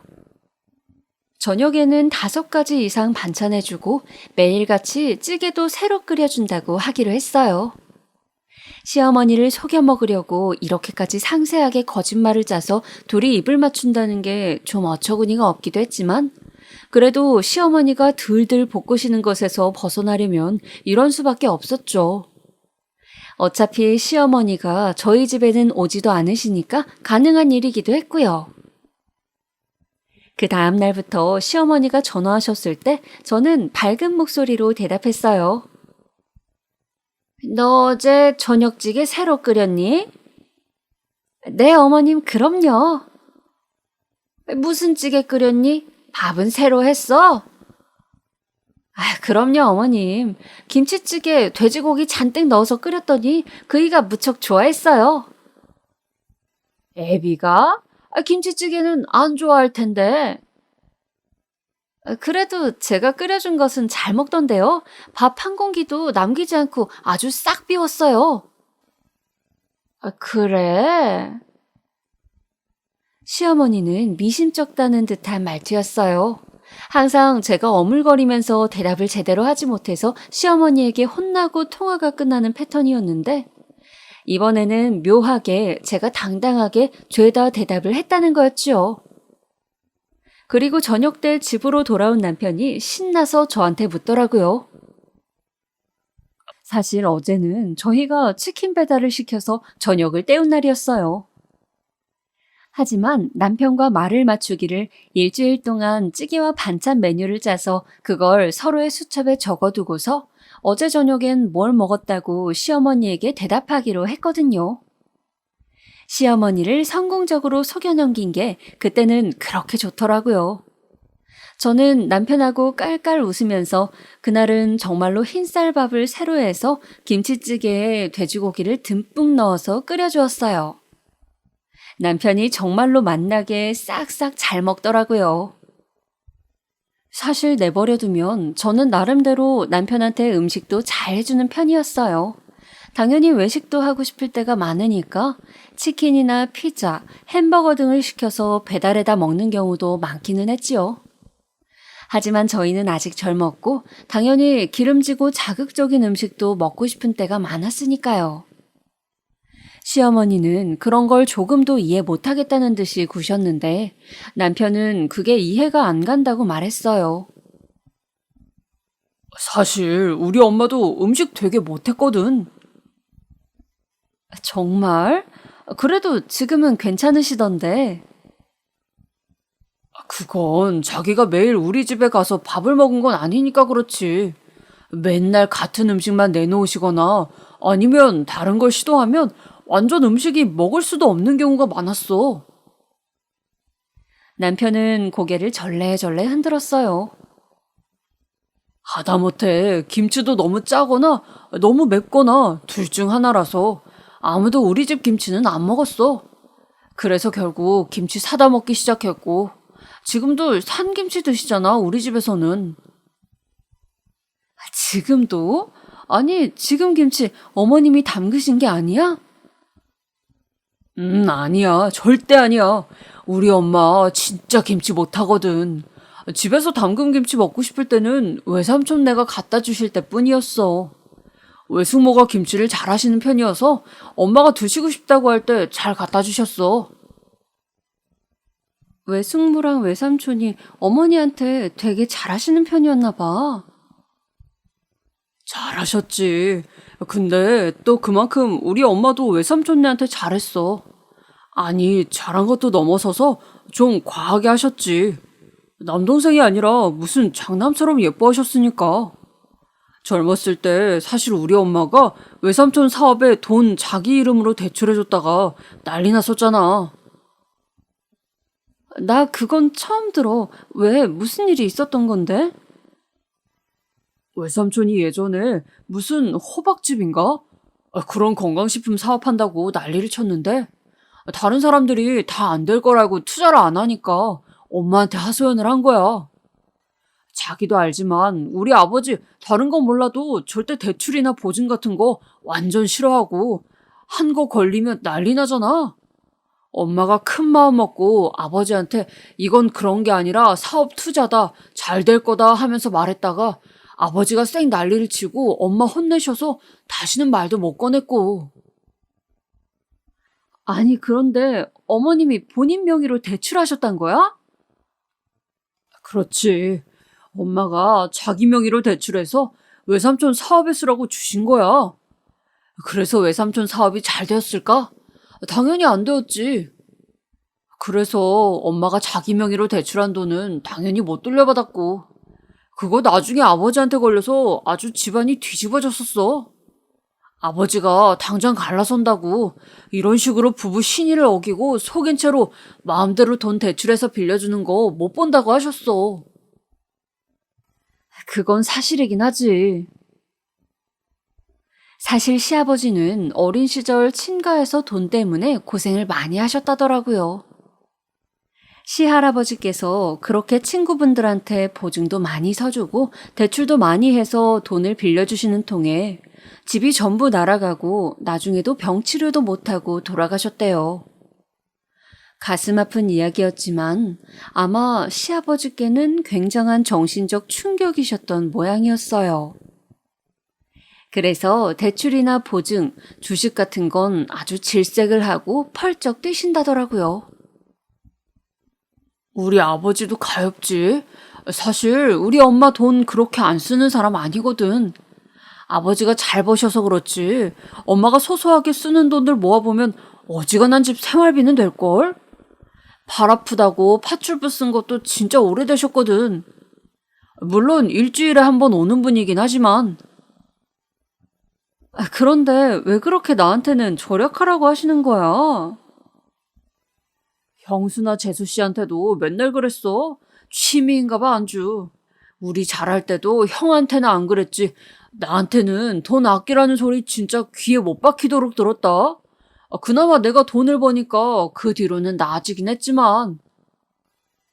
아우, 난 우리 엄마가 그랬으면 같이 못 살았을 것 같아. 그러게 말이야. 나 참 참을성이 많은 것 같아. 결국 대화는 남편의 자화자찬으로 끝나서 저는 남편의 옆구리를 꼬집으면서 웃었어요. 남편은 느긋하고 온화한 사람인데 농담처럼 자화자찬을 하는 게 저는 그렇게 웃기면서 귀여울 수가 없더라고요. 그렇게 저희는 시어머니의 간섭을 성공적으로 막아내는 것 같았어요. 남편과 제가 한꺼번에 입을 맞춰서 대답을 하니까 시어머니는 차마 저한테 혼낼 거리를 찾아내지 못했던 거지요. 저는 좀 느긋해져서 이제 시어머니의 전화가 와도 그렇게 긴장하지 않았고 시어머니도 뭔가 재미가 없는지 전화가 뜸해지셨어요. 제가 안부 전화를 해도 별다른 질문을 하지 않으셨고요. 그렇게 몇 달이 흐르고 나니 이제 굳이 남편하고 말을 맞추지 않아도 되지 않을까 하는 마음이 들었어요. 마음이 느긋해져서인지 그때쯤 임신이 덜컥 되더라고요. 사실 아이 계획은 좀 미뤄두고 있었는데 이왕 들어선 아이를 지울 수는 없었으니 그대로 낳아서 기르기로 했지요. 제가 임신이 확정되고 난 날 남편은 기뻐하면서 제 손을 잡고 거의 울려고 하더라고요. 자기, 사실 몇 년 뒤에 아기 계획 세웠었지만 지금 우리 아기가 드디어 생겼다고 하니까 정말 너무 기쁘다. 나도 좋아. 생각보다 빠르지만 상관없는 것 같아. 우리 잘 낳아서 잘 기르자. 그럼 우리 아이인데 정말 내가 할 수 있는 한 잘해줄 거야. 자기도 이제 진짜 몸 조심해. 오히려 임신 초기가 더 위험하다더라. 몸 가능한 움직이지 말고 가능한 조심하면서 앉아 있도록 하고. 알았어. 꼭 그렇게 할게. 시댁에도 말씀드렸더니 시아버지가 정말 많이 기뻐하시더군요. 반면 시어머니는 듣는 둥 마는 둥 어딘가 시큰둥한 얼굴이셨어요. 오히려 시어머니는 제가 임신을 한 게 무슨 유세냐는 듯이 눈을 홉뜨고서 저를 아래 위로 바라보셨죠. 시어머니는 저를 흘겨보셨지만 제게 트집 잡을 만한 거리를 발견하지 못하셔서 한숨만 푹 내쉬셨어요. 남편과 그렇게 한 번 시어머니를 속여 넘긴 이후로는 시어머니한테 그냥 대충 대답하는 것에 그리 양심의 가책이 느껴지지 않더라고요. 지금 임신 갓한 애한테 그게 무슨 소리를 하는 게요? 괜찮다, 새아가. 넌 그냥 아무 걱정하지 말고 건강한 아기만 낳으면 된다. 아들이면 좋겠지만 딸이어도 좋다. 어차피 우리 집안에는 손자가 이미 많으니 넌 걱정하지 않아도 돼. 네, 아버님, 감사해요. 시아버지도 어쩔 수 없이 아들 편애이긴 했지만 그래도 시어머니보다는 훨씬 나은 반응이셨어요. 어차피 정말 시댁에서는 시아주버님네 손자가 둘이나 있었고 시동생네 손자가 하나 있었거든요. 저희가 딸을 낳든 아들을 낳든 아무런 상관이 없는 상황이었죠. 시아버지는 잠시 생각하시더니 고개를 흔드셨어요. 아니, 차라리 손녀가 좋겠다. 우리 집에는 손녀가 없어. 손녀라니 정말 얼마나 예쁘겠느냐? 고물고물하고 사랑스럽겠구나. 여보, 그게 무슨 말이에요? 그래도 손자가 있어야지. 그 다음에 손녀를 낳아도 낳아야지. 뭐 아무튼 어느 쪽이든 좋다. 부디 건강하게만 낳아라. 시아버지의 축하하는 말을 듣고 나니 저도 참 좋더라고요. 남편도 싱글벙글하면서 말했어요. 저희도 파출부 아주머니 한 분 쓰려고요. 일주일에 한두 번이라도 힘든 일을 맡기면 훨씬 이 사람이 편하지 않을까 싶어요. 그래, 그래. 아내 몸은 남편이 생각해줘야 한다. 꼭 써라. 시아버지가 고개를 끄덕이셨고 남편은 제 손을 꼭 잡으면서 웃었어요. 저는 마냥 행복하기만 했죠. 그리고 그 다음 달부터 당장 파출부 아주머니를 구했어요. 남편은 우리 동네에서 일 잘하신다는 분을 수소문해서 모셔왔다고 하더라고요. 아주버님은 인상도 좋으셨고 제가 임신했다는 이야기를 하자 고개를 끄덕이셨어요. 아유, 새댁. 임신했을 때는 초기에 조심해야죠. 힘든 일 있으면 남겨놨다가 나한테 맡겨요. 내가 정말 일 하나는 자신이 있거든. 감사합니다. 저희가 페이도 넉넉하게 드릴게요. 됐어. 난 그냥 받던 대로만 받으면 돼. 파출부 여사님은 성격도 시원시원했고 일도 정말 잘하셨어요. 여사님이 머무르신 지 6시간 정도 되고 나서 집안이 반짝반짝해지더라고요. 같은 청소라도 제가 하는 것과 여사님이 하는 것이 완전히 다른 듯한 느낌이 들 정도로요. 같은 청소기와 같은 걸레로 어쩜 이렇게 결과물이 다른지 모를 일이었어요. 제가 좋아하니까 여사님도 웃으면서 흐뭇해 하시더라고요. 저는 여사님이 푸근해 보이셔서 첫 만남부터 정말 좋았어요. 여사님은 일주일에 2번 저희 집에 오시기로 했는데 올 때마다 냉장고 청소며 화장실 청소며 밀린 일들을 전부 해주셨어요. 그러면서 저는 여사님이 잠시 쉬실 때를 틈타 커피도 타드리고 마주 앉아서 이것저것 수다를 떨거나 조언을 얻기도 했죠. 그렇게 제법 한참이 지났어요. 제 생각에 1~2달 지났던 것 같아요. 저도 배가 조금씩 부풀기 시작했고 여사님도 저희 집에 많이 익숙해지신 상태였죠. 그런데 그러던 어느 날 갑자기 시어머니한테 또 전화가 왔어요. 저는 이제 시어머니가 전화통화로 들볶는 걸 그만두신 지 좀 되었기에 별다른 부담감 없이 전화를 받았지요. 어머님, 무슨 일이세요? 내가 오랜만에 너한테 싫은 소리 좀 하려고 전화했다. 그때부터 벌써 불안한 기운이 감지가 되더라고요. 저는 수화기를 붙들고서 당황할 수밖에 없었어요. 너 살림을 어떻게 그렇게 엉망으로 하는 거니? 대체 살 수가 없다 내가. 아무리 네가 게으르다고 해도 그러면 안 되는 거지. 네? 제가요? 하지만 어머님, 저는 요즘 그렇게 게으름을 피우지는. 너 요새 애비 아침밥 반찬 몇 개 해주니? 빵, 떡 이런 걸로 해주고 있지 너? 그게... 딱 잘라 아니라고 했었어야 됐는데 너무 오랜만에 당하는 거라서 제가 순간 대답할 틈을 놓쳐버렸어요. 그때부터 시어머니 잔소리가 쏟아지더라고요.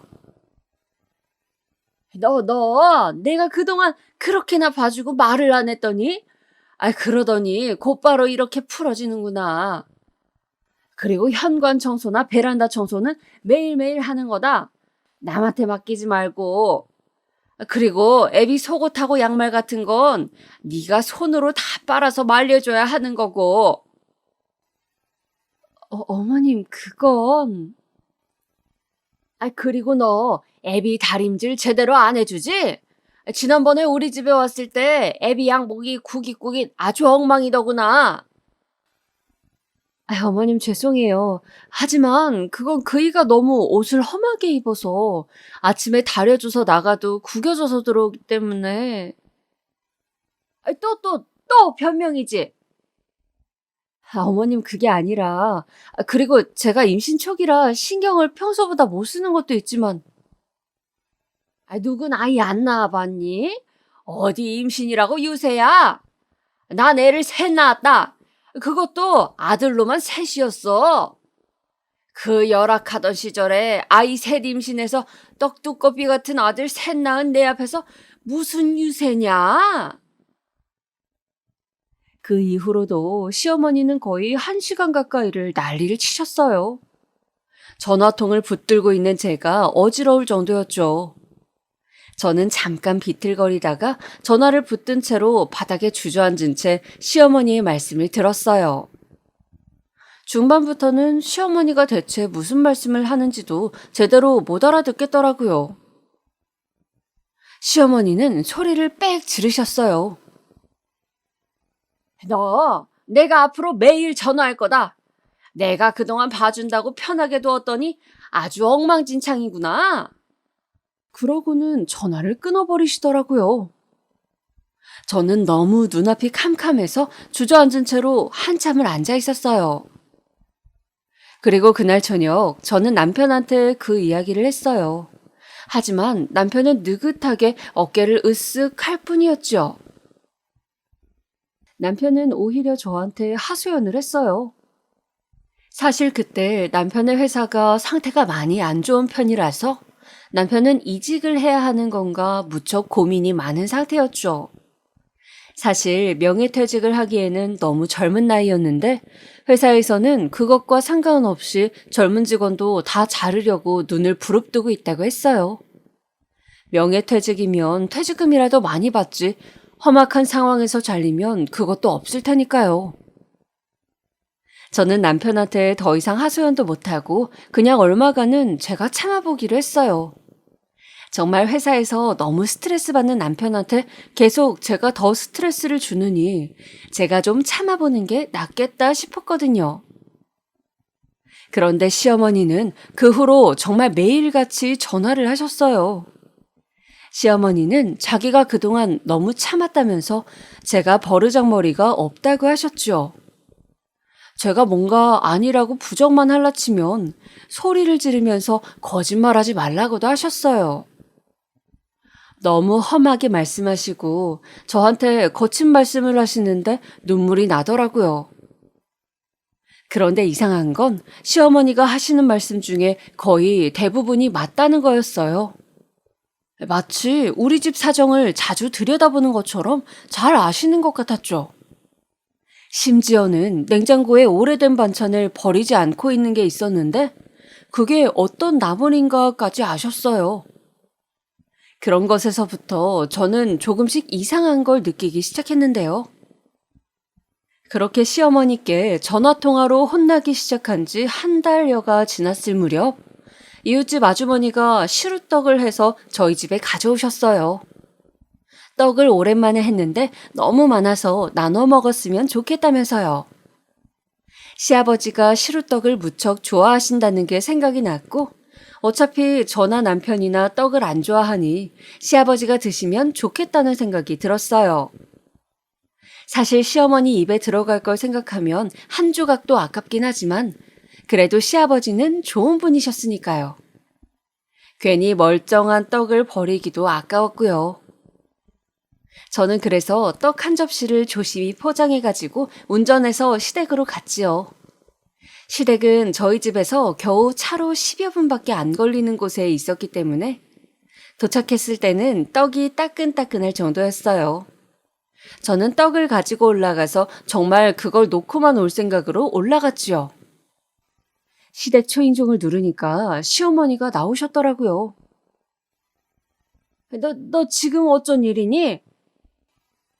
네? 저희 옆집에서 떡을 가져다 주셨는데 아버님이 떡 좋아하시잖아요. 그런데 시어머니가 집안에 저를 들어오라고를 안 하시더라고요. 사실 들어오라고 하셔도 제가 거절하고 가고 싶긴 했는데 좀 분위기가 이상했어요. 그런데 고개를 갸웃거리면서 현관을 봤더니 어딘가 익숙한 신발이 보였어요. 그리고 부엌에서 뭔가 익숙한 소리도 들려왔지요. 사모님, 여기 이 냄비 어디다 놓을까요? 아줌마. 나중에 내가 이야기할게요. 잠시만. 전 그 두 가지를 목격하고 저희 집에 오는 파출부 아주머니가 시댁에도 오고 있다는 사실을 알아차렸어요. 전 순간 너무 놀랐지만 본능적으로 최대한 못 알아챈 척을 했어요. 아무것도 모르는 것처럼 행동하면서 웃으면서 시어머니께 인사를 했지요. 그리고 저는 돌아서서 나왔지요. 나와서 제 차 안에 있는데 놀란 가슴이 가라앉지를 않았어요. 그동안 이상할 정도로 저희 집 사정을 시어머니가 잘 아시더니만 파출부 여사님이 시댁에도 가고 있는 거였어요. 어쩐지 정말 너무 자세하게 아시더라고요. 냉장고 청소를 여사님이 해주시니까 당연히 냉장고 사정에 대해서도 잘 아시는 거였죠. 저는 집에 와서 한참 생각했어요. 만약 파출부 여사님이 시댁에서 시어머니와 친하게 지내고 있다면 저 역시 파출부 여사님과 친하게 지내야겠더라고요. 여사님을 닥달해서 제가 얻어낼 게 아무것도 없잖아요. 오히려 친하게 지내서 시댁 사정을 알아보는 게 나을 것 같았어요. 그래서 다음 주 파출부 여사님이 오셨을 때 저는 캡슐 커피를 내려서 우유까지 타고 사다 둔 조각 케이크를 꺼내서 드리면서 같이 즐거운 디저트 타임을 즐겼어요. 여사님은 이런 거 너무 오랜만에 먹어본다면서 정말 즐겁게 드시더라고요. 저는 환하게 웃으면서 비스킷하고 쿠키도 꺼내드렸죠. 아니, 여사님, 그런데 혹시 저희 시댁에도 일 나가세요? 저는 말을 돌리지 않고 곧장 여쭤봤어요. 여사님은 순간 목이 먹힌 듯 컥컥거리시더니 커피를 한 모금 드시고서는 제 눈치를 보시더라고요. 저희 사정을 미주알 고주알 일러 바치셨으니 뭔가 찔리기야 하셨겠죠? 저는 괜찮다는 듯이 웃으면서 고개를 저었어요. 어머, 여사님, 저희 시어머니하고도 친하셨구나. 아유, 근데 저희 어머님이 좀 인색하셔서 일하시기 많이 힘드시죠? 아, 세댁. 어머, 좀 그 사모님이 그런 면이 있으시긴 하셔요. 제가 그렇게 말하니까 여사님은 동감한다는 듯이 크게 고개를 끄덕였어요. 사실 시어머니의 행태야 뻔했거든요. 분명히 돈 주고 사람 쓴다고 절대 쉬는 시간도 안 주고 커피 한 잔, 물 한 잔도 인색하게 굴었을 거였어요. 그래서 저는 시어머니 흉을 보면서 여사님과 친근하게 대화를 했고 여사님도 처음에는 쭈뼛거렸지만 점차 아주 열변을 토하기 시작했어요. 그러니까 그 사모님도 좀 너무 하시더라고. 내 일 시간이 끝나야 간신히 주스 한 잔이나 물 한 잔을 주시는 거야. 내 일 시간 동안은 쉬는 시간 10분도 아깝다는 거지. 그렇죠. 평상시에 항상 그러세요. 며느리인 저한테도 그러시는걸요. 얼마나 시집살이를 심하게 시키시는지. 아유, 그래도 잘 사는 집 사모님인 줄 알았더니 너무 인색하고 까다로운 양반이더라고. 아유, 그런 양반 며느리로 어떻게 사는 거예요, 세댁. 정말 안 됐다. 그런 저희 집 사정을 시어머니께 일러 바친 건 다름 아닌 파출부 여사님이었지만 저는 그런 내색은 하지 않았어요. 대신 저는 시어머니와 시댁 사정을 은근슬쩍 물어보았고 여사님은 또 아무런 생각 없이 미주알 고주알 다 이야기를 하더라고요. 그 집 잘 살긴 하는데 살림살이가 다 낡아 빠졌어. 그리고 음식도 항상 해먹는 것만 해먹나 봐. 냉장고에 반찬이 매일 똑같아. 어머, 그렇구나. 저희 어머님이 저한테는 맨날 새 반찬, 새 국 해놓으라고 그렇게 난리를 치시는데. 아유, 정말 시어머니들이란? 거기다가 그 집 사모님 친정에 무슨 일이 있는지 요새 아주 시름시름 말도 아니더라고. 가끔 전화를 하다가도 끙끙 앓고. 어머, 왜요? 무슨 남동생이 있는 모양이지? 그 남동생한테 대출 내서 돈을 준다나 봐. 내가 물어보니까 사업 때문이라는데 어지간히 속 타는지 세상에 나한테까지도 돈 빌려줄 수 없냐고 하더라고. 내가 안 된다고 했지만. 저런. 세상에, 시어머니는 그 남동생분한테 또 자기 명의로 대출을 내서 돈을 빌려줄 모양인 것 같더라고요. 저는 너무 예상 외의 사건을 알게 되어서 놀랐죠. 파출부 여사님은 신나게 커피와 디저트를 먹으면서 저와 시어머니 욕을 하다가 그날은 제대로 일도 하지 않은 채로 집으로 돌아가셨어요. 저는 파출부 여사님하고 말하면서 그냥 시댁에서 시어머니가 얼마나 살림을 엉망으로 하나만 알고 싶었을 뿐이지 이런 일을 알고 싶지는 않았어요. 이걸 알면 시아버지가 정말 이혼한다고 집안이 뒤집어질 일이었거든요. 하지만 아는 상황에서 입을 다물고만 있을 수는 없어서 저는 남편이 퇴근할 때를 기다려서 이 일을 의논했어요. 과연 느긋하고 태평한 남편도 이 일에는 심각한 얼굴이 되더라고요. 어머니가 또? 아, 대체 무슨 생각이시지? 외삼촌 사업 진짜 지금 몇 번째 말아먹고 있는 건데 거기다가 또 대출을 내서 돈을 밀어 넣어 주시다니. 파출부 여사님이 한 말이라서 거의 정확할 거야. 자기가 좀 먼저 알아봐. 그러다가 아버님 아시면 정말 난리 나잖아. 그러게 말이야. 미치겠다 정말. 난 그냥 어머님이 살림 어떻게 하시나 잘못하시는 거 없나 정도만 알고 싶었는데 이런 걸 알게 될 줄은 몰랐어. 아휴, 골치 아파. 자기는 이거 아버지한테 알릴 생각은 없어? 자기 입장에서는 그게 일종의, 그 뭐랄까. 복수? 복수 말하는 거야? 거창하게 말하면 복수. 그게 되지 않겠어? 아휴, 그것도 어느 정도지. 이건 가정이 풍비박산 나게 생겼는데 무슨 소리야. 제가 한숨을 쉬자 남편은 껄껄 웃으면서 절 껴안고 머리를 쓰다듬었어요. 아유, 그래, 그래. 하긴 아버지가 아시면 진짜 난리가 나겠다. 저희는 일단 저희 선에서 시어머니 일을 알아보기로 하고 일단락을 지었어요. 그런데 그 다음 주 주말 시댁에 남편과 함께 갈 일이 있어서 가게 되었어요. 시아버지도 시어머니도 다 계시는 날이었죠. 저희는 시댁에 가서 식사나 한 끼 먹고 인사드리고 안부 여쭙기로 오기로 한 날이었는데요. 문제는 그날도 시어머니가 저를 보자마자 잔소리 폭격을 시작했다는 점이었어요. 시어머니는 제가 너무너무 못마땅하다는 듯이 제 얼굴을 보고서 싫은 투로 말을 꺼내셨고 계속해서 제 살림을 지적하는 말씀을 하셨죠. 보다 못한 시아버지가 이러실 정도였어요. 거 좀 밥이라도 먹고 난 다음에 말합시다. 세아가 지금 배 부푼 거 안 보여요? 임신했을 때는 잘 먹어야 해. 이제 몇 달 지나면 곧 만삭되고 아기 커져서 몸이 정말 많이 힘들어질 텐데.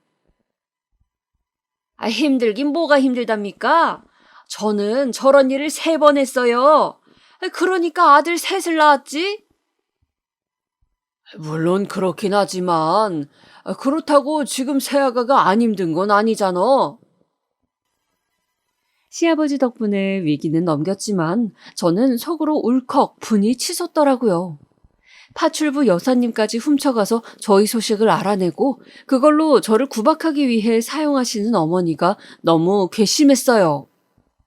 사실 참는다고는 참아도 제가 뭐 성인군자가 아니잖아요. 지금 시아버지 몰래 가정이 박살날 만한 짓을 하고 있으면서 저한테 저렇게 구는 게 혹시 자기 스트레스를 푸는 건 아닌지 의심될 정도였죠. 저는 꾸역꾸역 밥을 먹었고 식구들의 식사가 모두 끝난 이후에 설거지와 뒷정리까지 혼자 다 했어요.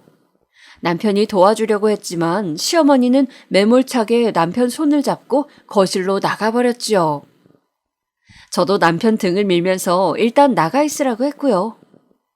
남편이 손에 물 한 방울이라도 묻혔다가는 그 뒷감당을 제가 어쩌려고요. 시어머니는 남편이 둘째 아들이라 별로 예뻐도 안 했으면서 그런 남편이 제가 있는 상황에서 부엌일을 하는 건 또 못 보겠더라고요. 속이 부글부글 하는 상태에서 저는 뒷정리를 다 하고 거실로 나갔어요.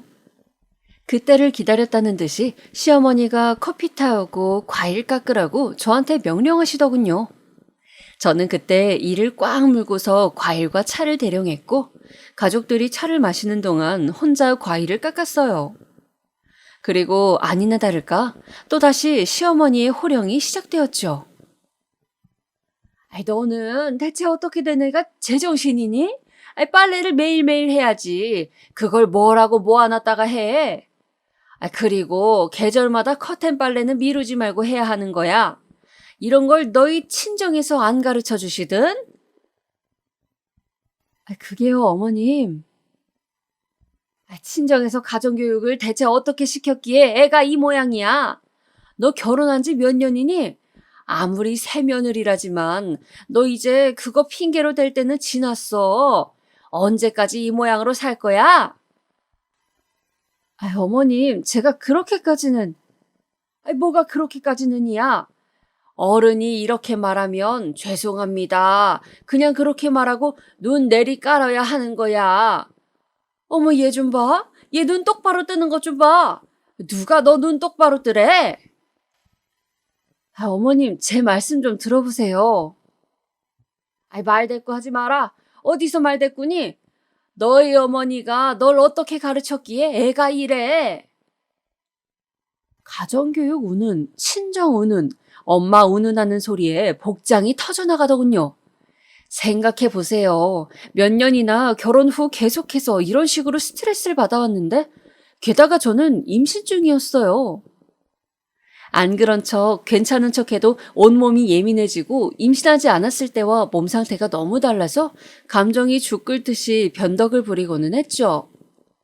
그런 와중에 시어머니가 불을 들이부어 버리니까 제가 제정신이기도 힘들었어요.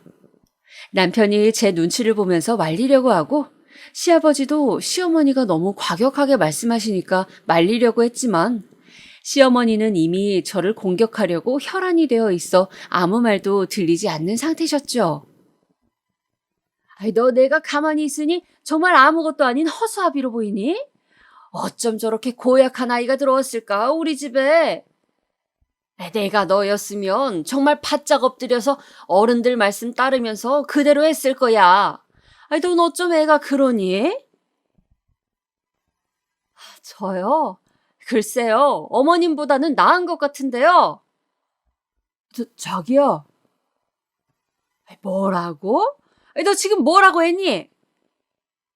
어머님보다 낫다고요. 아무렴요. 제가 어머님보다는 훨씬 낫죠. 남편이 저를 말리려고 했지만 저도 눈이 돈 상태였어요.